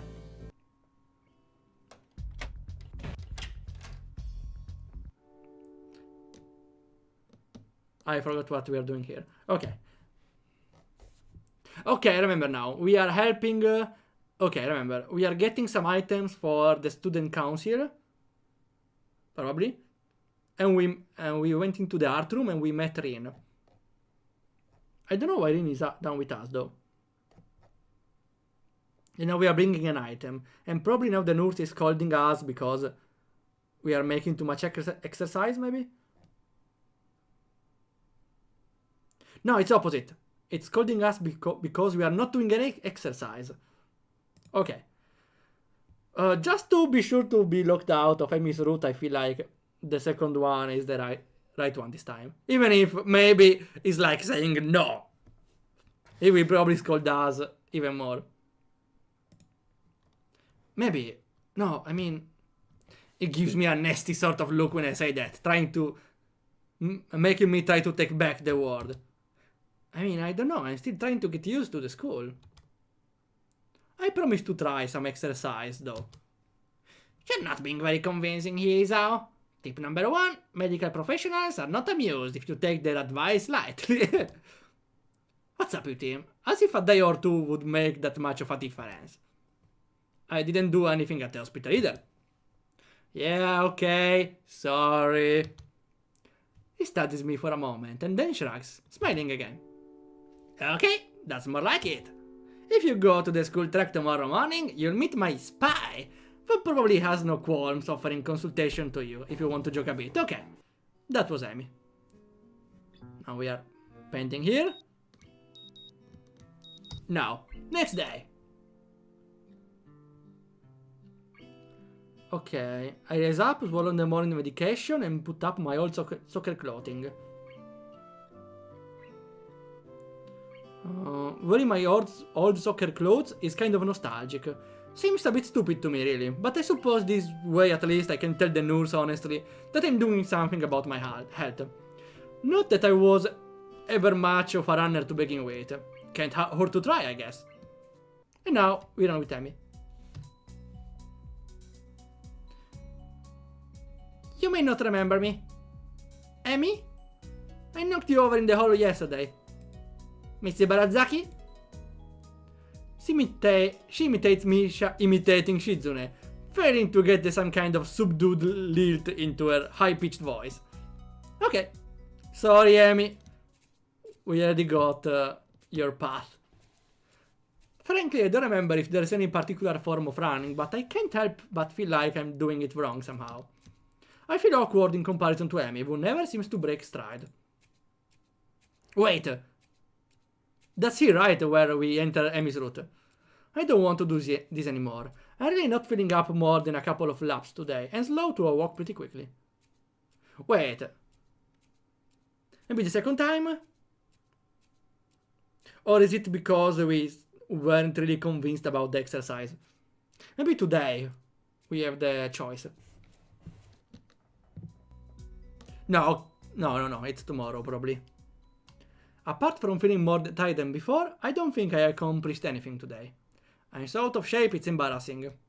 The whole thing might have been a waste of time. I'll find some other way. Okay, so we are not running anymore. Okay, the quabble between the... I missed the image. Okay, this time though we are gonna side with Lily again. Because we are trying the Lily route.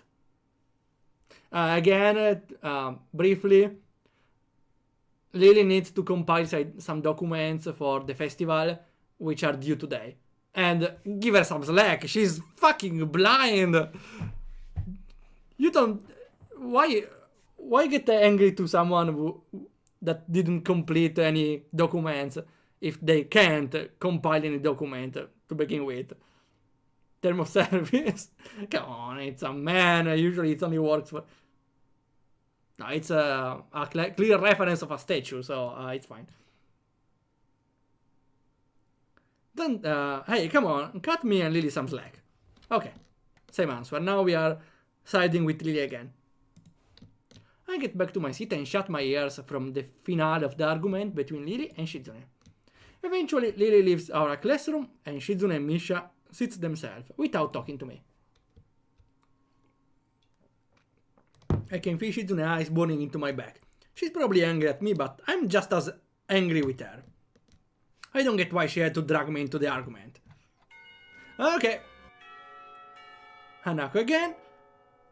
Hanako nods quickly and treats with taste. What are we talking about? Oh yeah, we were really working hard to make the festival happen! And driving other people insane along the way.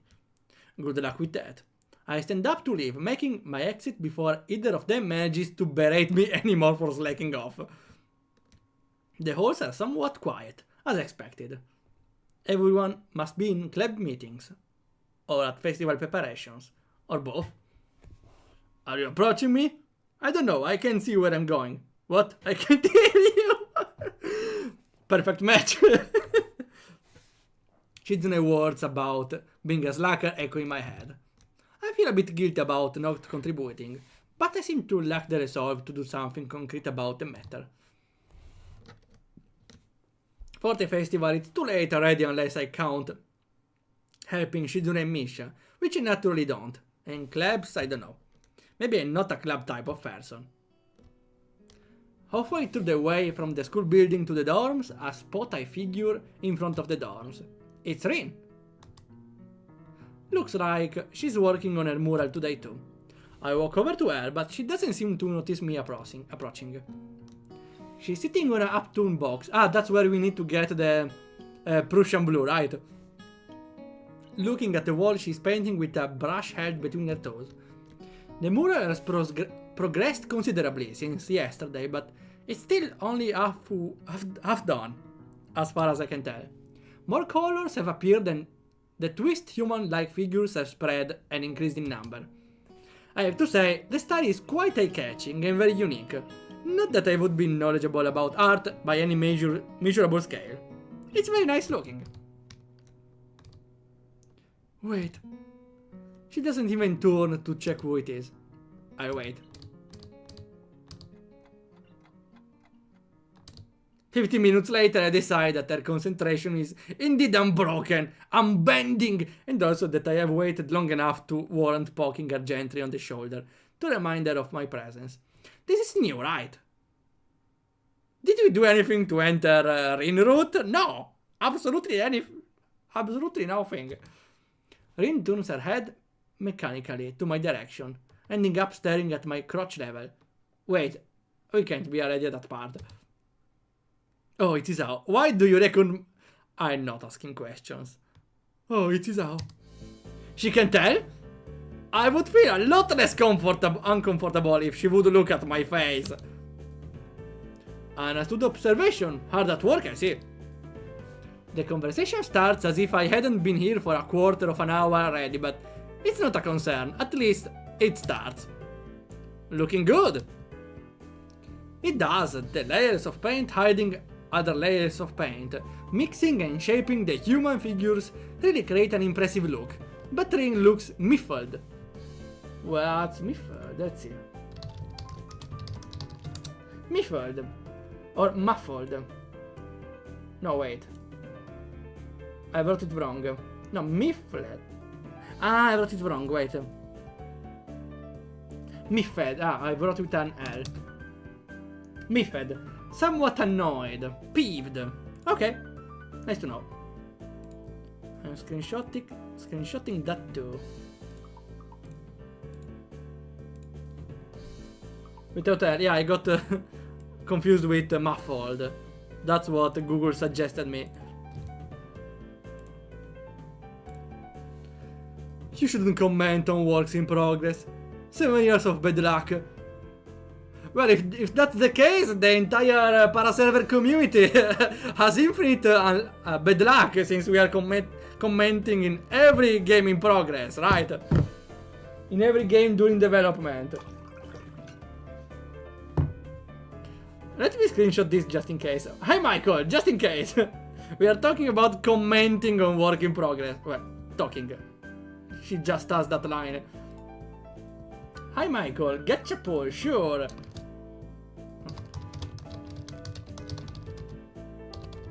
Box, gotcha, here. It's probably correct. And you got oh, you got Drusilla. You know the Drusilla.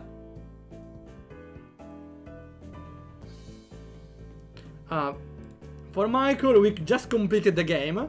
We beat Emmy's route after a dungeon. I'm not gonna enter into the details, and now we are restarting, seeing which other route are we heading towards. I'm looking for the Lily's route, but I will take any route we will find, okay? Honestly, I don't mind Rin's route too. She's the most interesting personality, I would say. Finally, a Parachain member, yeah! And one of my part. Every Parachain character could be your part, if you are bold enough. After all, Louis resurrected Blobert, right? Sounds terrible, I guess I'll take it back then. Still, looks good. I wonder if I get 14 years of bad luck for thinking that. Rin turns back to look at her painting and pokes it with a big toe. Could you mix some of this color? I'm running out of it. She looks down at a half-empty bowl with the remains of the same pinkish paint on it. I helped resurrecting Blobert. If you call that mess resurrecting Blobert, sure, yeah. I didn't really intend to stay and help her with the project though. With a big project. I guess I didn't intend to do anything much. Anything much, okay. I look at Rin. She looks emptily back at me. I love that expression. Just this once. Rin picks up another brush and drenches it in another tone of pale red. There are dozens of similar bowls all around her working area. From the looks of this scene, she could have been sitting there for hours. I wonder if she has. That would mean she'd have been skipping school though, which I, of course, wouldn't put beyond someone like Rin. Interesting. I never heard of this way of saying it. Never... wouldn't put beyond someone. I can't imagine someone doing that. Okay. Interesting way of talking. I put enough chaos in that part for 3 years. Now you got to chill 3 years, I suppose. What you're gonna do in the next Parachain, I wonder now without the chaos. With the chaos over. I pour a little bit of white and red into the bowl, trying to match the color with the one already on the wall.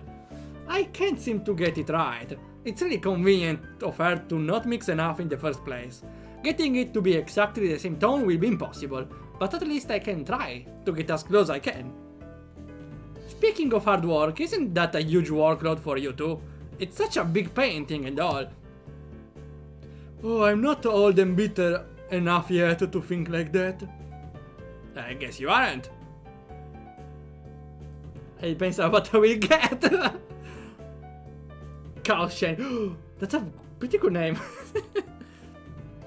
You guessed right. Legs hurt though. They feel like slugs. Slugs made of sea slugs. Because of the bad position. Yeah, because let's remember, she's painting with her legs. Because, well, no arms. Yeah, I like doing it in a horizontal position more, if you know what I'm talking about. No, I don't. But it can't be helped. Can't ask the wall to lay down. Ever tried to change gravity? That's maybe what I'm missing in Artesio. I'm missing someone to rotate the gravity, not the room rotation.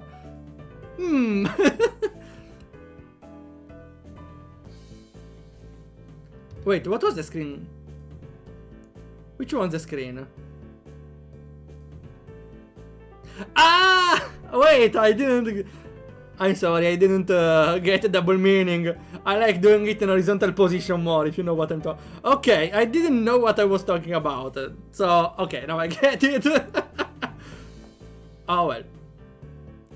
Oh yeah, I remember there was Wanderers, which was different, right? When you switched from vertical and from the wall walking and the ground walking, right? Fun fact, actually, I had an idea for a character like that for Octostranded. In the original version of Octostranded, there were two different characters, Cheryl and Doria from Artisio. I removed Doria and Cheryl, which was from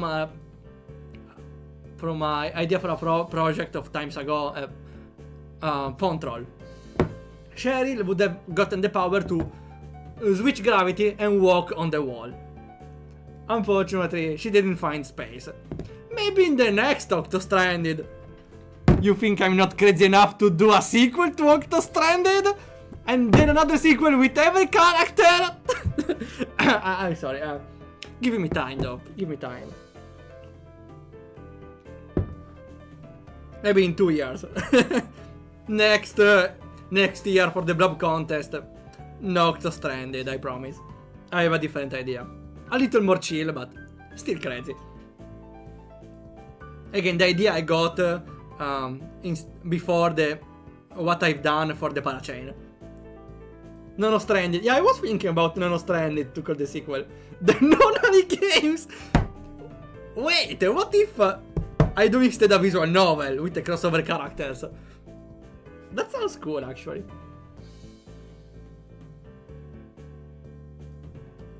I made a game about walking in the world to solve puzzles. Yeah, remember Wanderer. No, wow. Yeah, we could place Nono from Pocket Quest just to have the name right. Fit Nono from the Pocket Quest series, which isn't a series. Fado, that goes into the full name. That goes into the full name. I don't know her power though. She needs a crazy power though. A very crazy power.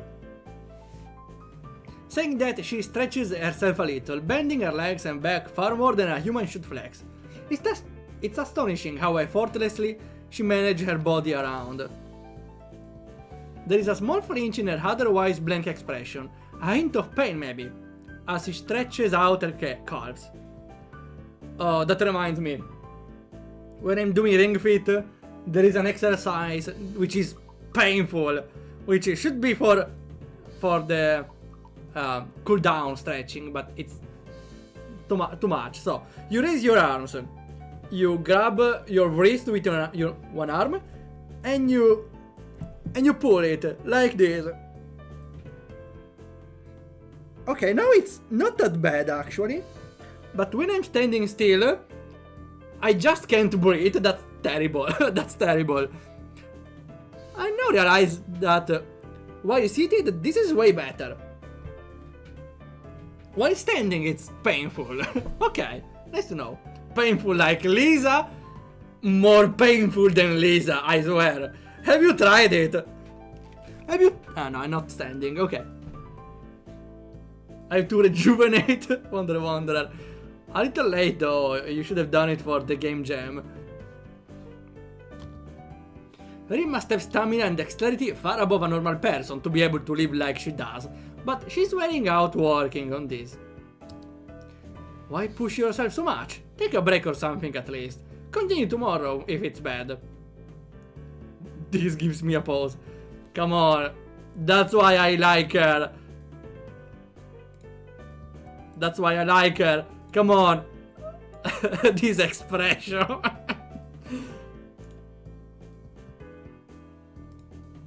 I lost it. Give me a second. Okay. This gives her a pose. Ring fit. For her, yeah, it's ring fit.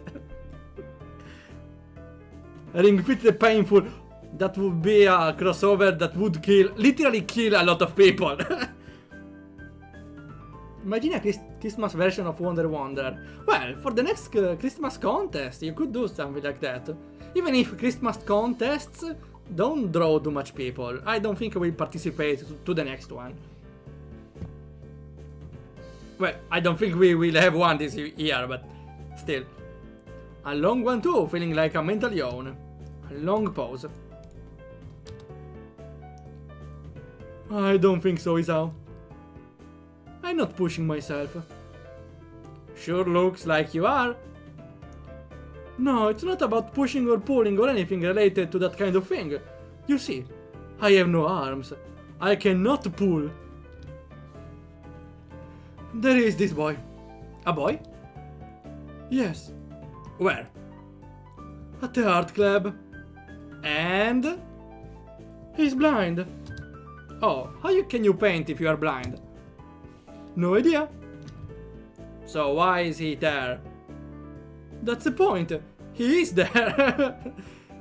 She really should speak more than one word at a time to make this feel more like a discussion, less like an interrogation. Oh, she definitely is a dry texter. He can't really do anything that you'd call art, right? But he comes there anyway, and paints. Why? I don't know why. I don't know, that's why I asked. I love Rin. So, he doesn't paint often, but I think his paintings are very interesting. I'm sure they are. I once tried that, painting with eyes closed. Wasn't too interesting, and cleaning up the floor took ages. Didn't try again. I think we will have one only if we ask it like the Crusade one. Well, Christmas one wasn't asked, right? I don't think I will participate to very strong holidays themed contests though, because unless it's a Fazai game, I don't wanna make a strictly holiday game. I prefer having some more free leeway. Though I like the previous contest from the forum, had a lot of participants. But it's becoming better at sculpting. I see. Maybe she was trying to make a point with this. Maybe she forgot she had one. Seems like the art club is full of interesting people. Not really. Pretty blunt statement, and she totally missed the sarcasm. No? Just like I said, they are not very interesting. I usually don't have much interest in people who are not interesting. Maybe you have. Maybe. But that boy is interesting. Maybe I am like that boy. Or maybe you are. Maybe everyone is. Doing things you can do just because you can. That's pretty deep, I think, and tell that to her. You're a deep one. No, I'm really shallow and a toothless person. People say that to me all the time. Did you know I can only think of 4 things at the same time? Wait. Wait. I have a question now. How many things at the same time we can think? Let me try. Okay. Let me try. I'm trying to think a lot of things at the same time. Oh, if you wanna follow me and try to think all the things at the same time. So, blue elephant. Green stairs. A red lamp. It's not that easy though. Visualizing all of those things at the same time. Blue elephant, red stairs, no, green stairs, red lamp, yellow mother. Having 4 things at once, I lose the colors already. So it's not that easy, having 4 things at the same time. So that's not something to under-evaluate, I would say.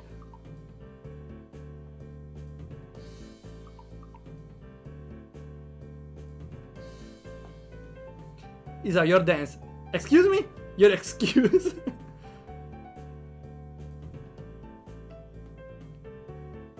Maybe I am a boy. Wait, did we discuss it before? I forgot. Maybe we talked about it? Music's interesting. Yeah, everything about this game is pretty sweet all the time. The only problem I have is some graphics are not completely well fit together, but overall they still manage to fit. It's not the same art style, but they still fit. No, but now I do. Right now I'm thinking of the second floor girls' toilet. Ice cream flavored ice cream, the middle toe, and a haircut. That's a pretty divergent line of thought. I'm going to need an haircut. No, you still have short hair. What was she doing? She shakes her head around vigorously, letting her short and messy hair ruffle widely around. I can see that doing it is something she likes to do. I wonder now how Rin is with long hair. We fall silent as Rin treads around absent-mindedly, poking some brushes around. The thought about the art club sticks in my head for a while longer. Boldly? No, that's cursed.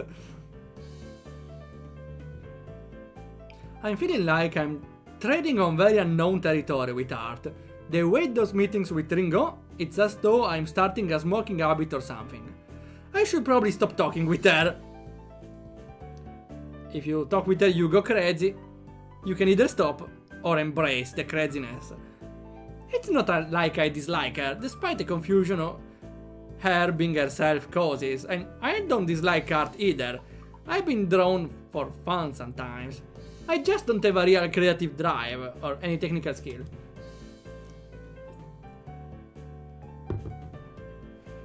Usually if I were to draw something, I get white paper syndrome and just freeze completely. That, or I manage to draw something disfigured and promptly get frustrated at my inability to put the picture in my head onto the paper. That's why they made AI art. No, I'm kidding. Then call it quits without really even trying to make an effort. Rin clearly doesn't have this problem, but she frustrates me in other ways. Being with her is like looking into a mirror that doesn't reflect anything. Makes one question the sanity of the act. Rin sits down on her box, swaying from side to side, apparently comfortable with the uncomfortable silence. Paradoxical, she's staring at me again, or maybe over my shoulder. I can't quite figure out where her eyes are focused. I'm thinking of leaving so she can carry on working undistracted, and that I can do whatever I'm going to do alone. It's not like I have anything that must be done today. Oh, shoot! Woo! Shoot! Woo! Nobody, I just forgot to tell Hanako that Lily was looking for her. Let me screenshot it, why not? Here, okay. Do you know her? From my class? Hanako. Oh, her. The mystery toilet girl. The what? That person is funny. Oh! We see her smile. That person is funny. I saw her going to the toilet 5 times during one recess 3 weeks ago. I'm sure it's a world record. No, she has a problem. She's bleeding, maybe? No, she can't. She doesn't have any open wound.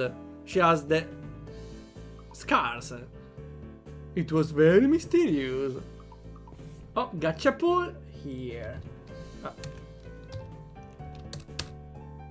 You got Fuzzy again, right? You got Fuzzy again? Oh, it's the first time. Feel like it's the second time. In Japan, Hanako is a ghost said to be haunting a school toilet in urban legend.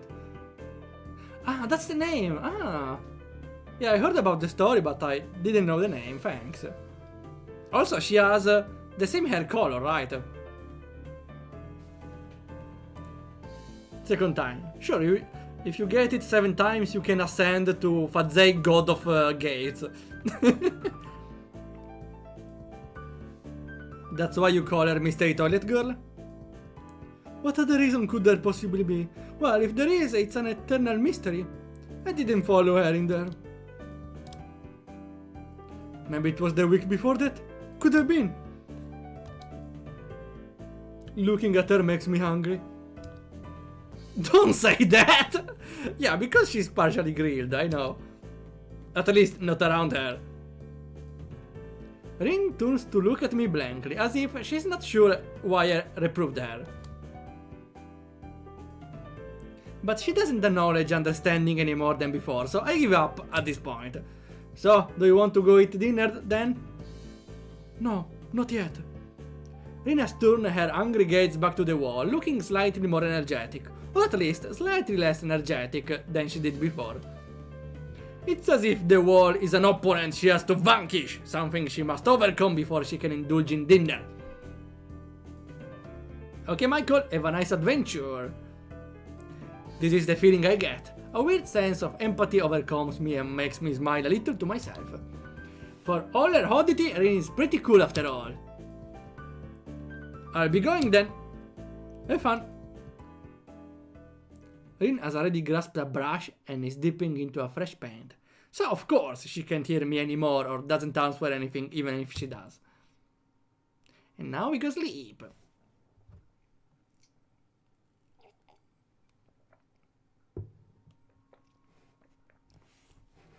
I'm feeling tired.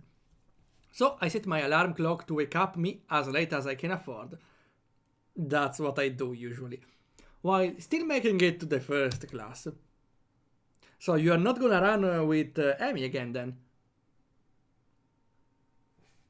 The nurse's voice is almost nagging in the back of my head about morning jogs. I make a resolution to make up for it by going for a walk after school tomorrow. Okay, so we are locked out of Amy's route. Because we said the nurse, maybe I will run, I don't know. Makes sense. So that means usually you don't need to give one answer for the route, you need to take two answers. Amy won't carry their way, I bet. Who knows? And good morning! Something is different. We are probably getting into Rin's route, but we didn't get any option for Lily. I wake up and take a hot shower.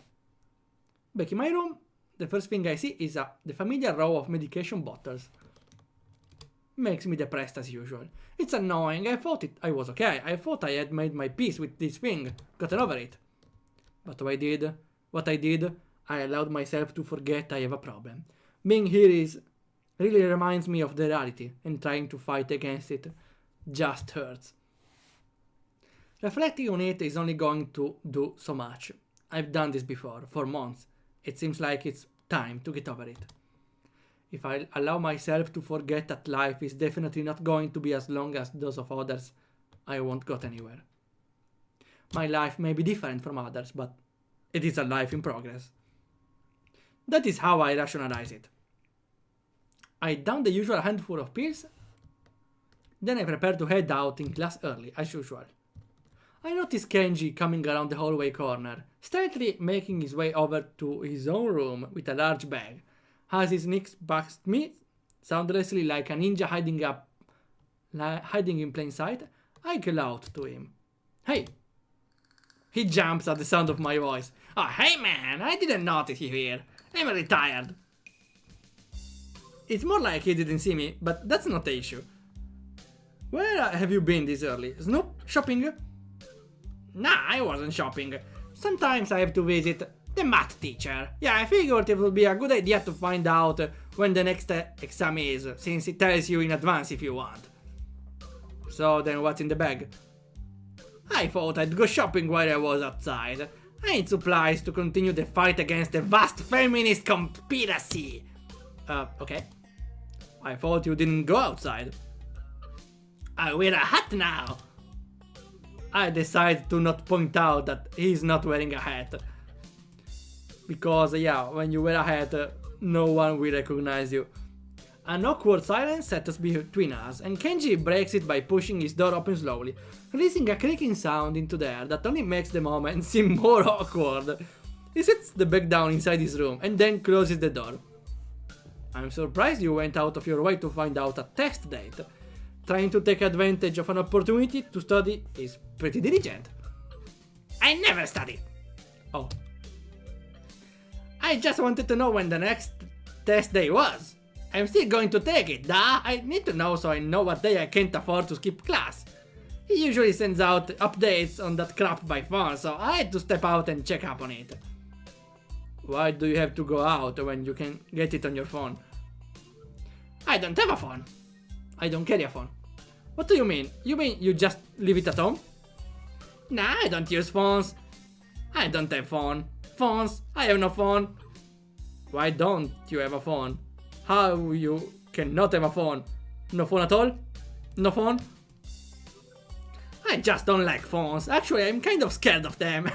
I don't know why. I think it's some sort of repressed trauma. But basically, when I hear a phone, I get nervous. It's my darkest secret. I have two theories in it.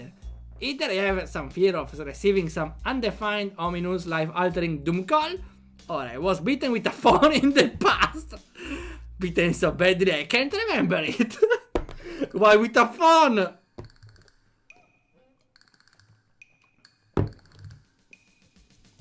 Beaten in the head. Well, when else could I get beaten with a phone that would make me unable to remember it? The ass! Unexpectedly logical.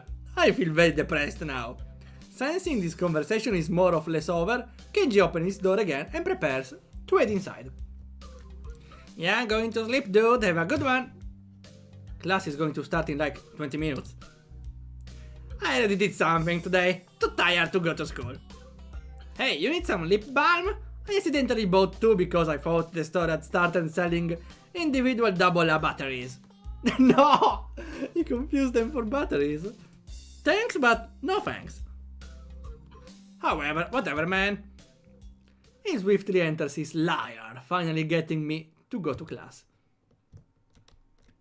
For a change, I'm not among the first ones to come to morning class. Instead, almost everyone else seems to be here already.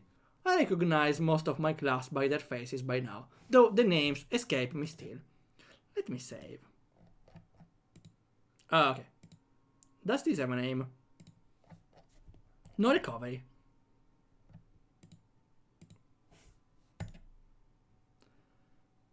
I recognize most of my class by their faces now, though the names escape me still. Lesson skip, thanks. Now, we meet time. Oh no! We skipped running! Isao! I'm going to make you a one-time only super extra special lunch offer! Wait, is this because we are into Rin route this time? Amy's homemade lunch boxes and the privilege of enjoying them in private with two bombshell beauties! Well, how can I refuse the offer?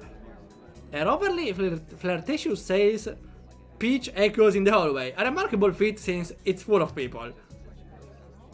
Amy strikes a very confident looking pose, as though as an attempt to one-up her own ridiculousness, puffing her very modest chest and making the V for victory sign with her hand. Sound delicious. To what do I owe this honor of being invited? You stood here looking lost, so sad, and I thought you could use some company. That is probably the most depressing reason imaginable. So how about it? You're probably really lonely, and would eat that awful cafeteria food all alone otherwise. Do we have a choice here? I'm kidding! Sure, I'll have your lunch offer. With pleasure. Let's go to the roof! The roof? Why the roof? Because that's where we eat lunch. And if I don't get up there, then she'll probably wander off and then I just know she'll go angry because she never packs lunch for herself. Boo will. Come with me! Without answering, she grabs me by the arm and drags me through the hallway. I attempt to make conversation on the way. Why do you have an extra lunch? Amy smiles guiltily. Actually, it's yesterday lunch. I slipped in a run at lunch and forgot to eat it. Ah. With the roof, we talk with them. Okay, this is the same. This time though, we are not in...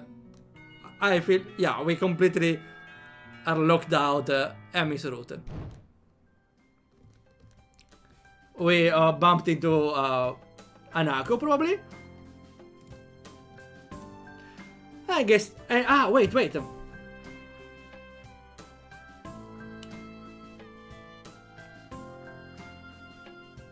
I need to take supplies. No, maybe that's not related to anything. I guess I need to buy some supplies. I can't live off cafeteria food and eating out for my entire stay here. As I leave for the gate, I make a few loud stretches to try and stave off the tiredness that's accumulated over the week. Wait, stave off.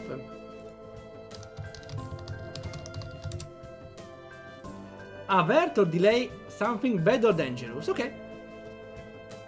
Let me save it, sure. Not here. Okay.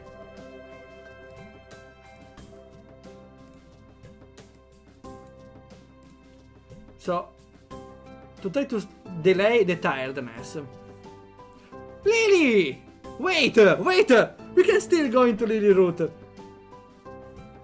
This is new. After passing through and rounding the corner though, I see a solitary figure walking downhill towards the small town below. The color of her hair is tapping of her cane are unmistakable. I quickly walk up to her, which seems to catch her attention without a word needing to be said. Hi Lily! She takes a moment to place the voice, slightly adjusting her head to face a bit more towards the source of my voice. Hisao? Yeah, that's me. She seems to have a good memory of her voices. The fact that she actually remembered is a pleasant surprise. Good evening. What brings you here? Once again, she gives a small polite bow. And once again, I reply in kind before realizing that I needn't do so. Just going into town, you? Oh, the purest smile. My, what a coincidence. Doing the same thing, huh? I usually go shopping on Fridays. She pauses for a moment, suddenly looking a little lost. That said, Hanako usually comes into town with me. Ah, not lost but worried. The two do seem to keep pretty close tabs on one another. It's kind of surprising that Hanako would just forget Lily like that.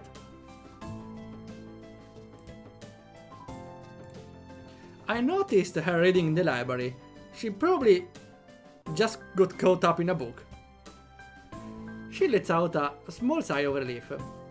Thank you. She has an habit of doing that. Avid reader? Right. She doesn't like being around crowds of people, so reading away from everyone lets her relax a bit.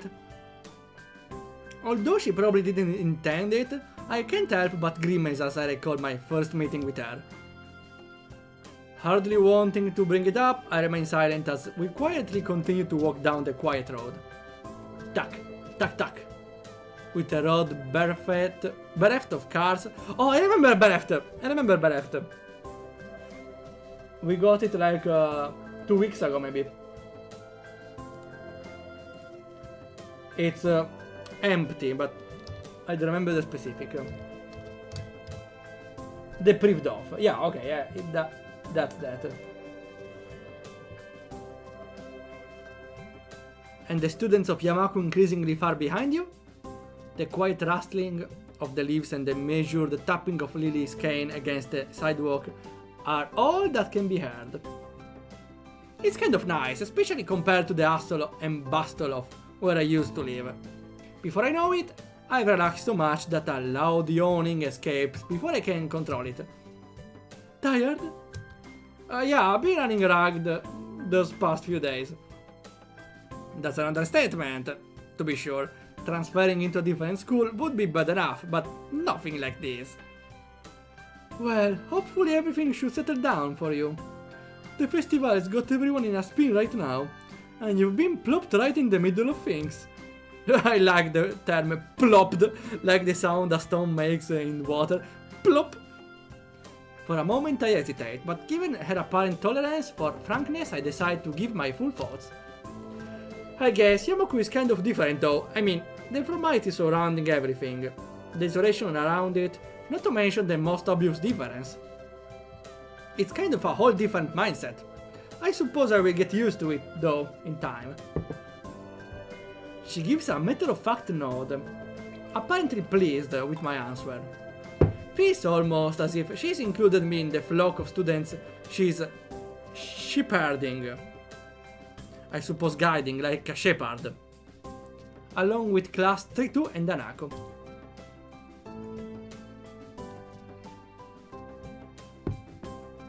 Well, not that I mind.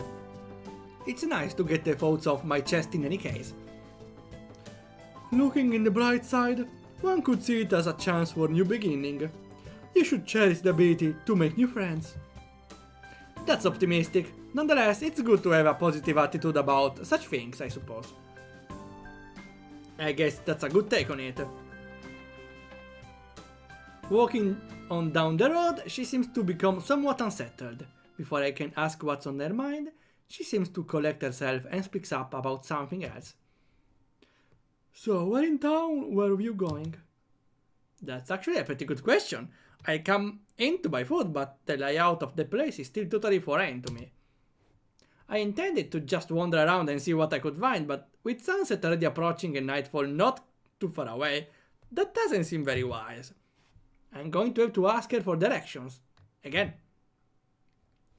I was just going to get some food, but now that you mentioned it, I don't really know the way. Oh no, some knuckles are approaching. Well, now, that's quite lucky. I was just about to go to the convenience store myself. That's convenient. I hope I will not find an inconvenience store instead. Why? Now she turns into a knuckle. Looks like I'll be in your care again, then. Thanks. Together we walk to the store. My pace is carefully slowed to remain beside her. Compared to my usual walking pace, hers is quite a bit slower. Not that it's without reason. After what couldn't be more than several minutes, I catch sight of our objective. This town really is pretty small. Without further ado, we make our way inside, with a greeting from the counter. I have a question now. If a thief comes in armed with a knife and attacks the shopkeeper, does he counter? That was pretty bad, I'm sorry. Mind if I tag along with you? Usually Anako would help me, but seeing as she's not here... It takes a moment before I realize what she means. Considering she wouldn't be able to read any of the labels, shopping without any help would be a big pain for her. That said, I can't shake the feeling that she'd had this idea since I said I was coming here. Sure, would be my pleasure. I grab 2 well-used red baskets from the small stack beside the entrance, handing one to Lily. She lays it on the ground, putting their school bag in, retracting her cane and sliding it through the basket handles, before picking it up in her right hand. Wait, if she doesn't use her cane... Before I can complete the thought, she comes beside me and pinches the cuff of my uniform in her slender fingers. Wait, is she holding on me? Is this alright? You're asking me if this is alright. Please do! You don't need to ask! Even if you don't need it. Oh, sure. I have no reason to not accept. I can think of worse things than shopping with a pretty girl holding on to me, even if it is out of necessity. We navigate our way through the store, with not one of the occasional passing customers seeming to bat an eyelid. Jealous, ha! Considering how close Yamaku is, I guess seeing students from there must be entirely normal for the locals. Suddenly Daredevil Lily. Plot twist, she is not blind. As we reach each aisle, I quickly check with Lily and find out what she needs. I grab it along with what I'm looking for and put our item to their respective baskets. I guess this is the same routine she and Nakono follow every Friday. Right, all that's left is the bread and that should be my shopping done. Do you need anything else, Lily? No, This should be everything. Off we go then! With a quick side trip to the bakery section, we make our way to the register. The line, thankfully, is almost non-existent. It's not long before we both paid for our food and are out of the door. As Lily retrieves her cane and extends it to the full length, I waste a minute looking upwards at the night sky, while holding both our bags. For a moment I try to make clouds with my breath, but the summer heat doesn't seem to cooperate. Eventually she rights herself, taking a quick stretch before taking her bag and leaving me to my two. Wait, a stretch. Don't tell me it's this stretch. Not as painful while seated again. Oh, we got a gacha pull for fun. Let's go.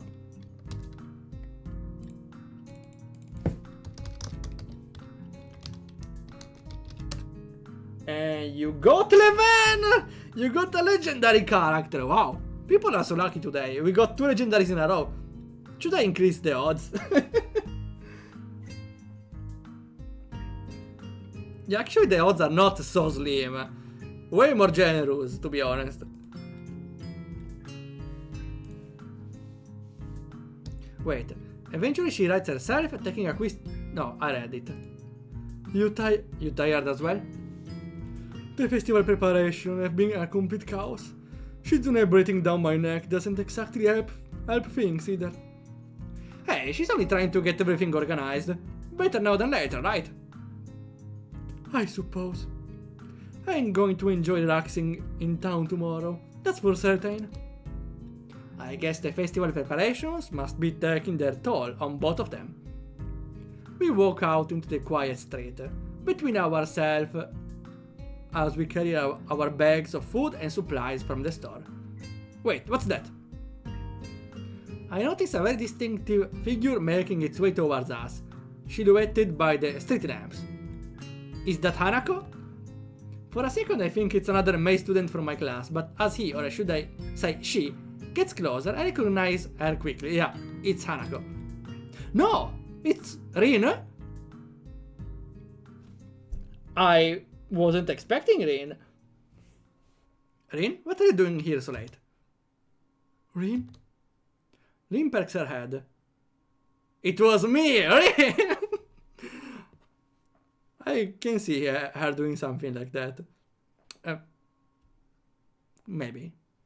Rin perks her head, looking like she's trying to focus on listening more keenly. It suddenly comes to me that I should probably interpret the scene for her.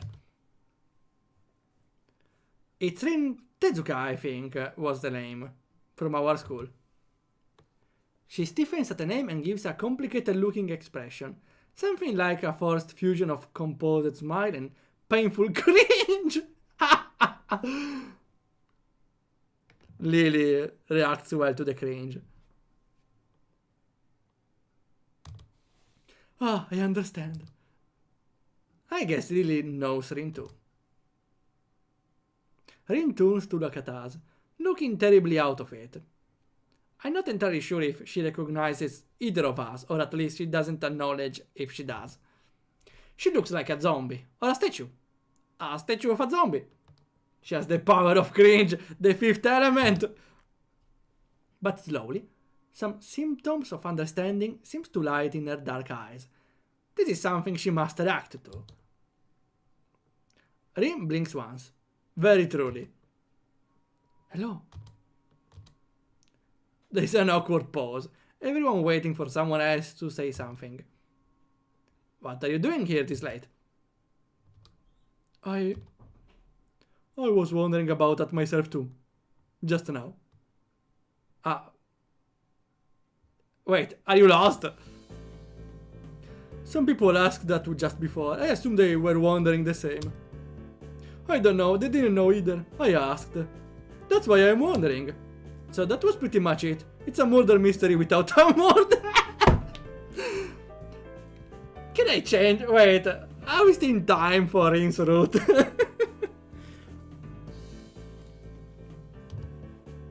Maybe here we need to choose. Because I feel like we are heading towards both of them. They were going that way. She turns facing to her right in order to demonstrate the direction the other people went. Do as if that was important, then rotates back like a mechanical puppet in one of those overly complicated clockworks.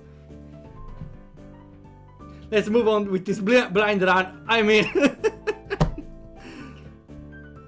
literally a blind run, I know. I never realized it though, yeah. Oh, didn't mean the screenshot, oh well. For a person who gives an impression of being the quiet type, Rin really does use a lot of words to say things that don't need a lot to be said. I'm sure if she's finished, I say nothing. Neither does Lily, who seem equally robbed of words for the time being. I think that the both of us are in fact just scared that any response might provoke her to continue.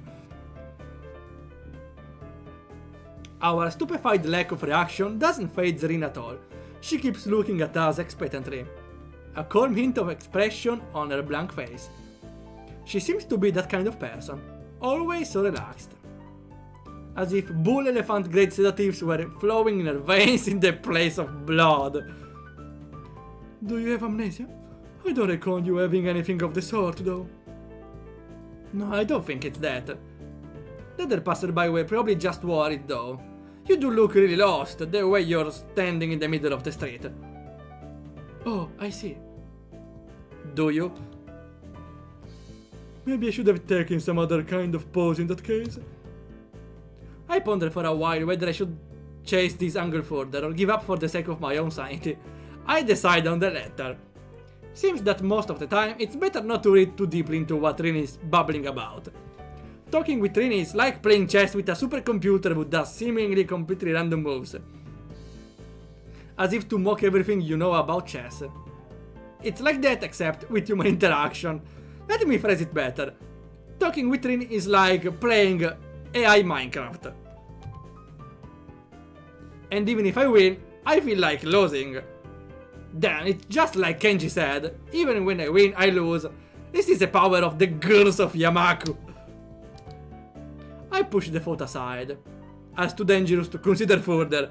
It's probably just Kenji anti-female propaganda getting to me during a moment of weakness. I mean, talking with the girls... Okay, yeah, you have a point. Does it mean, though, Rin is more girl than the others? It's more hard to decipher. Yeah, maybe taking another pose might have worked. Anyway, you have no idea what you're doing here? She frowns, looking extremely displeased at either my questions, its consequences, or the answer she's about to give. I do have some idea. I can't really tell what kind of idea. That sounds like progress, at least. Really sounds as if she spotted an opening for some kind of discernibly normal conversation. I can't say I share her optimism. Yes, there is some, definitely. The rest will come later. I'm sure of it, I always have reasons. I guess it is just permanently high. Well, there was that... what was that? The divine skill of Octopath Traveler 2 that makes a buff permanent. Yeah, she got that on the drunkenness. Also, I discovered just today or yesterday that the skill that increases your... in Final Fantasy Tactics Advance, the skill that increases your elemental resistances is permanent for the entire game. It doesn't last for the battle. Probably due to a bug. So in a battle you can cast, what was it? Resilience maybe?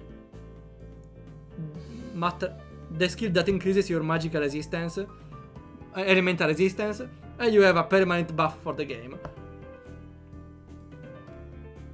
I was watching the speedrun of Final Fantasy Tactics.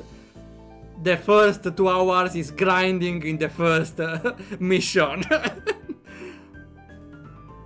Resilience, yeah, that one. In English though maybe has a different term. I'm sure of it, I always have reasons. The ensuing silence kills Lily's hopes all too visibly. That didn't last long. Rin is, as far as I can tell, unbiased. Let me fix it. Unbiased. No, you know, is no biased. Is You got it all wrong, game. She is based. Assurance aside, what should be done? We could just leave her to her own devices, whatever those are. But it's late and I don't think we'll be getting any thanks if Rin is found standing here in the middle of the night. Do we have a choice? Is it really a choice? Which she probably will, unless she manages to remember what she was doing here in the first place. As for me trying to guess what might have going into her mind when she decided to embark on this adventure, the chances seem to be on par with winning the lottery. Several times in a row. It is oddly quiet too. I'd appreciate some support from the sidelines here, especially if she's more familiar with Rin than am I. It can be helped. Seems her familiarity with Rin is exactly why she's staying subdued. So I assume you were going somewhere, not coming back to the school. Any idea where? Her eyes widen in shock as she jolts back in somewhat artificial way, making it seem like an act rehearsed for a situation like this. Are you a mind reader? Is that your disability? That's not a disability. Wait, could be a disability if you can't avoid reading people's mind. There were some characters with this problem, right? Do I know any of those? Well, there's Anya from Spy Family, but she can control the power actually. She doesn't have a problem. People, I'm pretty sure I saw it once in a story. I don't know where though. Yeah, from an anime probably. No, what? Why would you think that? You knew what I was doing. What with that expression? It was just an educated guess. We walked the same street in the other direction just before to get to the store. If you were going to the school, we would have met you on the way. Oh. She looks a little disappointed. Like Kenji, Rin appears quick to jump to completely irrational conclusions. Maybe it's something in the water here. I make a mental note to stock up on soft drinks. You know, that is the second time this week that someone asked if I was mind reader. Which was the other one? I forgot. Do I really give off that impression? Rin shrugs her shoulder, which is all the answer I get. You know, maybe you should come with us back to the school? Lily interjects just as I'm about to further debunk my alleged mind-reading capabilities. She sounds rather concerned, the paper-thin smile on her face badly disguising that fact. Maybe she came to the same conclusion. For everyone's sake, I decide to let the mind-reading topic drop, as it's entirely insane. Inane, anyway. Wait, inane. Inane, lacking sense or meaning. Silly. Okay, cool. Oh no, I opened Google Chrome by mistake, right? Yeah, okay. Screenshot, fine. Yeah, Lily's right. If you can't remember, there's no point staying here.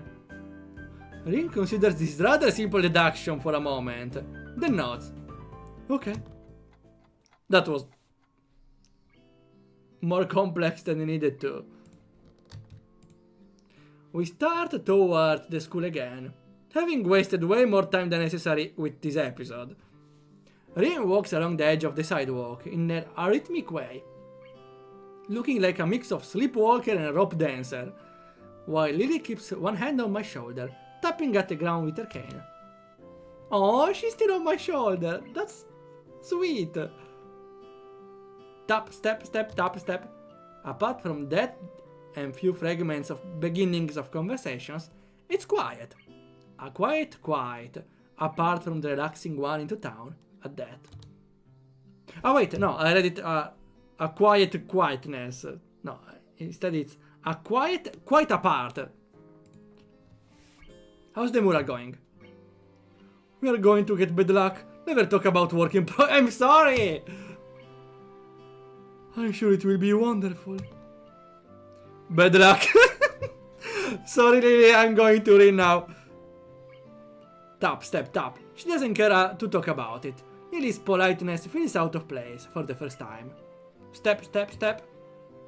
The hill Yamaku rests on top is surprisingly steep. Going uphill. We slow the pace, but I still feel my pulse rising and breathing getting heavier. Almost there. I can see the gates already. More than that, though, I noticed that Lily's hand is slightly tightens on my shoulder, interpreting it as a gesture that she wants to ask something. I speak up. Anything wrong, Lily? I resist the urge to say, aside from our traveling companion, but only just. For a moment, she seems to debate whether she should even bring it up, but goes for it anyway. Is everything alright? Alright? How do you mean? The fact I can't interpret her incredibly vague question puts her off for a second. It's just, you seem unusually tired, I guess. Now that she brings it up, I notice that my breathing is strangely heavy. The uphill walk has really done a job on me. Ooh! Lily noticed it all too quickly. Ooh, okay, that's the choice. That's the choice. Of course, it's the first one. Sorry, not in a very good condition. Because that's pretty clear. Last time, also because last time we, Amy discovered our problem and we grew closer, right? Here, we create some sort of wall between we and her. The first one, though, not in a very good condition, feels very reasonable because even at the start of the walk, we were very open about the feelings. I said, yeah, I'm not staying well in this school, it feels weird to me. I was pretty honest, so I feel like I can have a lot of honest conversations with Lily. Yeah, it's definitely the first, let's go. It's alright, I just need to catch my breath. My condition isn't the best those days. Oh. It's something that is related to you being transferred here? Well, why the hell I'm here then? Well, no, makes sense. Maybe I don't know, I have dementia, but I also have a weak body, I don't know. She cuts herself off rather abruptly, maybe realizing she was being a bit intrusive. Her instincts are sharp though, and while I don't like the subject, it's not like I should lie about it. If it's Lily, I don't think I mind. Though, if it's Rin, I'm just a little weak for the time being. Anako said you look fairly healthy, so I naturally thought...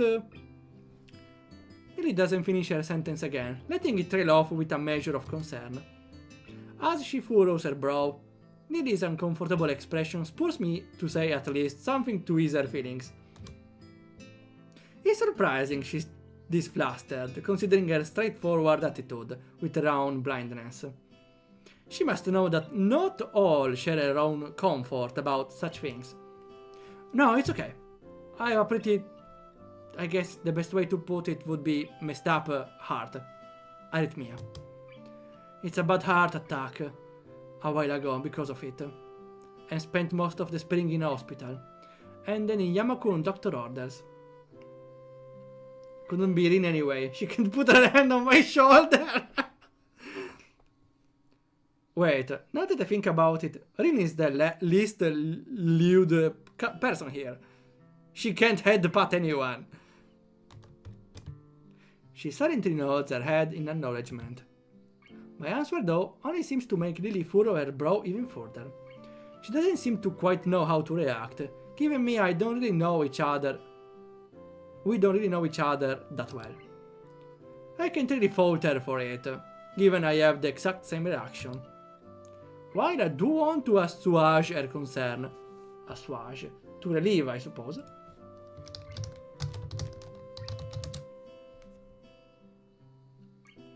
Make an unpleasant feeling less intense, yeah. that's it. Let's screenshot it. One. Oh. I forgot the previous one. Do I? Did I? Okay.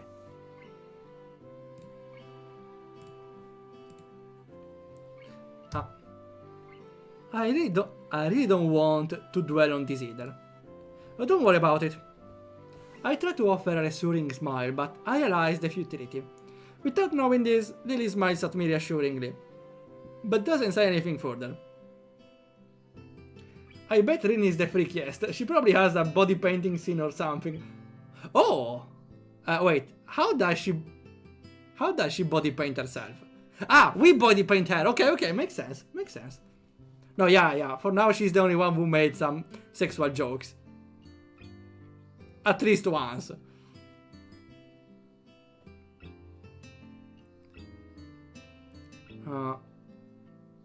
I try to offer a reassuring smile, but I realize the futility. Without knowing this, Lily smiles at me reassuringly, but doesn't say anything further. Rin? Arriving at the dorms, Rin stops in front of her mural, as if lightning struck her. She had been so quiet for almost all of the walk back that I had all but forgotten she was here. It's Friday, is it? Yes, Friday, the 8th of June. Okay, confirm that it's not winter. So, it's fine if Amy slept without clothes. This is bad. Bad? Why? I think I'm going to go in a fetal position and throw up, possibly in reverse order. Is something wrong? Rin is a Twitch streamer. I would definitely follow Rin if she was a Twitch streamer. Not body paint though, I don't like body paint. Nothing is wrong. It's Friday and nothing is wrong yet. This mural is going to need to be finished this Sunday. So everything is alright. Do you have any drugs? Or a time machine? Let's be honest, Rin. Do you actually need drugs? This is not good. Not good. So she's behind the schedule. Recalling Shizune's exasperation at Rin's carefree attitude several days ago. I don't know what to think. She has left herself open for a told you so, unless she can pull off whatever she needs to pull off by Sunday morning. Rin keeps staring at the mural, looking as mortified as she can. Leave me, I'm going to need to work for a while. I glance at Lily, expecting her to share an incredulous look with me as I roll my eyes, but then I realize she's not one to do that kind of thing. Leave me. We do, of course, not want to aggravate her any more than she already is. There is a churning bad feeling in my gut. Rin sure has a knack for making people feel worried about her. She seems like a person who should never be left alone. Maybe we should call someone? She sounded like she was going into shock or something. I'm sure she will be fine. She's just how to say? Lily cocks her head a little, trying to find a polite way of calling Rin crazy without calling her crazy. Wait, cox is new. Let me look on Google cock. No, of course, the verb to cock. Wait, so there's a verb to cock, really? Sure. To cock. Tilt, okay. Makes sense. Cock, tilt one side, okay, thanks. For a moment I was worried about my Google search. Ah yeah, the screenshot. Go. She's unique? Yes, a very unique person. I guess you could say that. She's differently different. She giggles at the notion melodiously, nodding in agreement. Oh, so pure, such a pure smile. Sorry about leaving you stranded as you talk to her. I don't really understand her. I keep my distance. My guess was right. Lily offers a slight, apologetic smile a slight apologetic smile. As if she was sorry that her own shortcomings have prevented her from becoming closer to Rin. It's not to blame her, at all. I'm not to blame her. Lily lets slip a long breath, probably a disguised yawn. I imagine she's exhausted by all this as I am. I'd better leave now and give those to Anako. Thank you for the company, Zhao. She smiles very sweetly at me. It feels different than normal, despite the fact that she seems to be smiling so often. I can't put my finger on what the difference is. It's just different. Relaxed, I say, but that's probably just relief over getting rid of Rin. Maybe. Yeah, good night. Say hi to Anako for me. I will. Good night. Oh, we got some sort of date with Lily. I feel like we grew a little closer. And we probably will stop for today. That's a perfect moment. And I feel like... oh, okay, we can skip this part. But we can stop here. I feel like we are pretty inside the Lily route. Well, not really inside. Maybe we need one last prompt, but... for now, we are on the right way. The next one will be Rin, probably. But for now, we are going Lily. Good idea for a meme. Only one. This game is a gold mine for memes. Oh, hi, Robito. Kenji best girl. I had the displeasure of seeing an image of that, so... I'm not really agreeing, you know. We are just about to end, though. So, I had the game open, just in case someone connects, but we are lucky no one... we are not gonna stream that game today. We're not gonna stream the webcam villain. Okay, then. For the day, we can go to new. Perfect. And for the rest, we can end it there. We can continue next Sunday and enter into Lily route. I love Lily. She's so elegant and sweet and cute. Oh. I would do a tier list of the girls, but I will wait until I play all the routes. Because, for example, Amy was way different from what we saw at the start, which is not a problem. Okay, thanks a lot for coming by. Again, we are continuing next Sunday, and we'll see ya whenever it happens.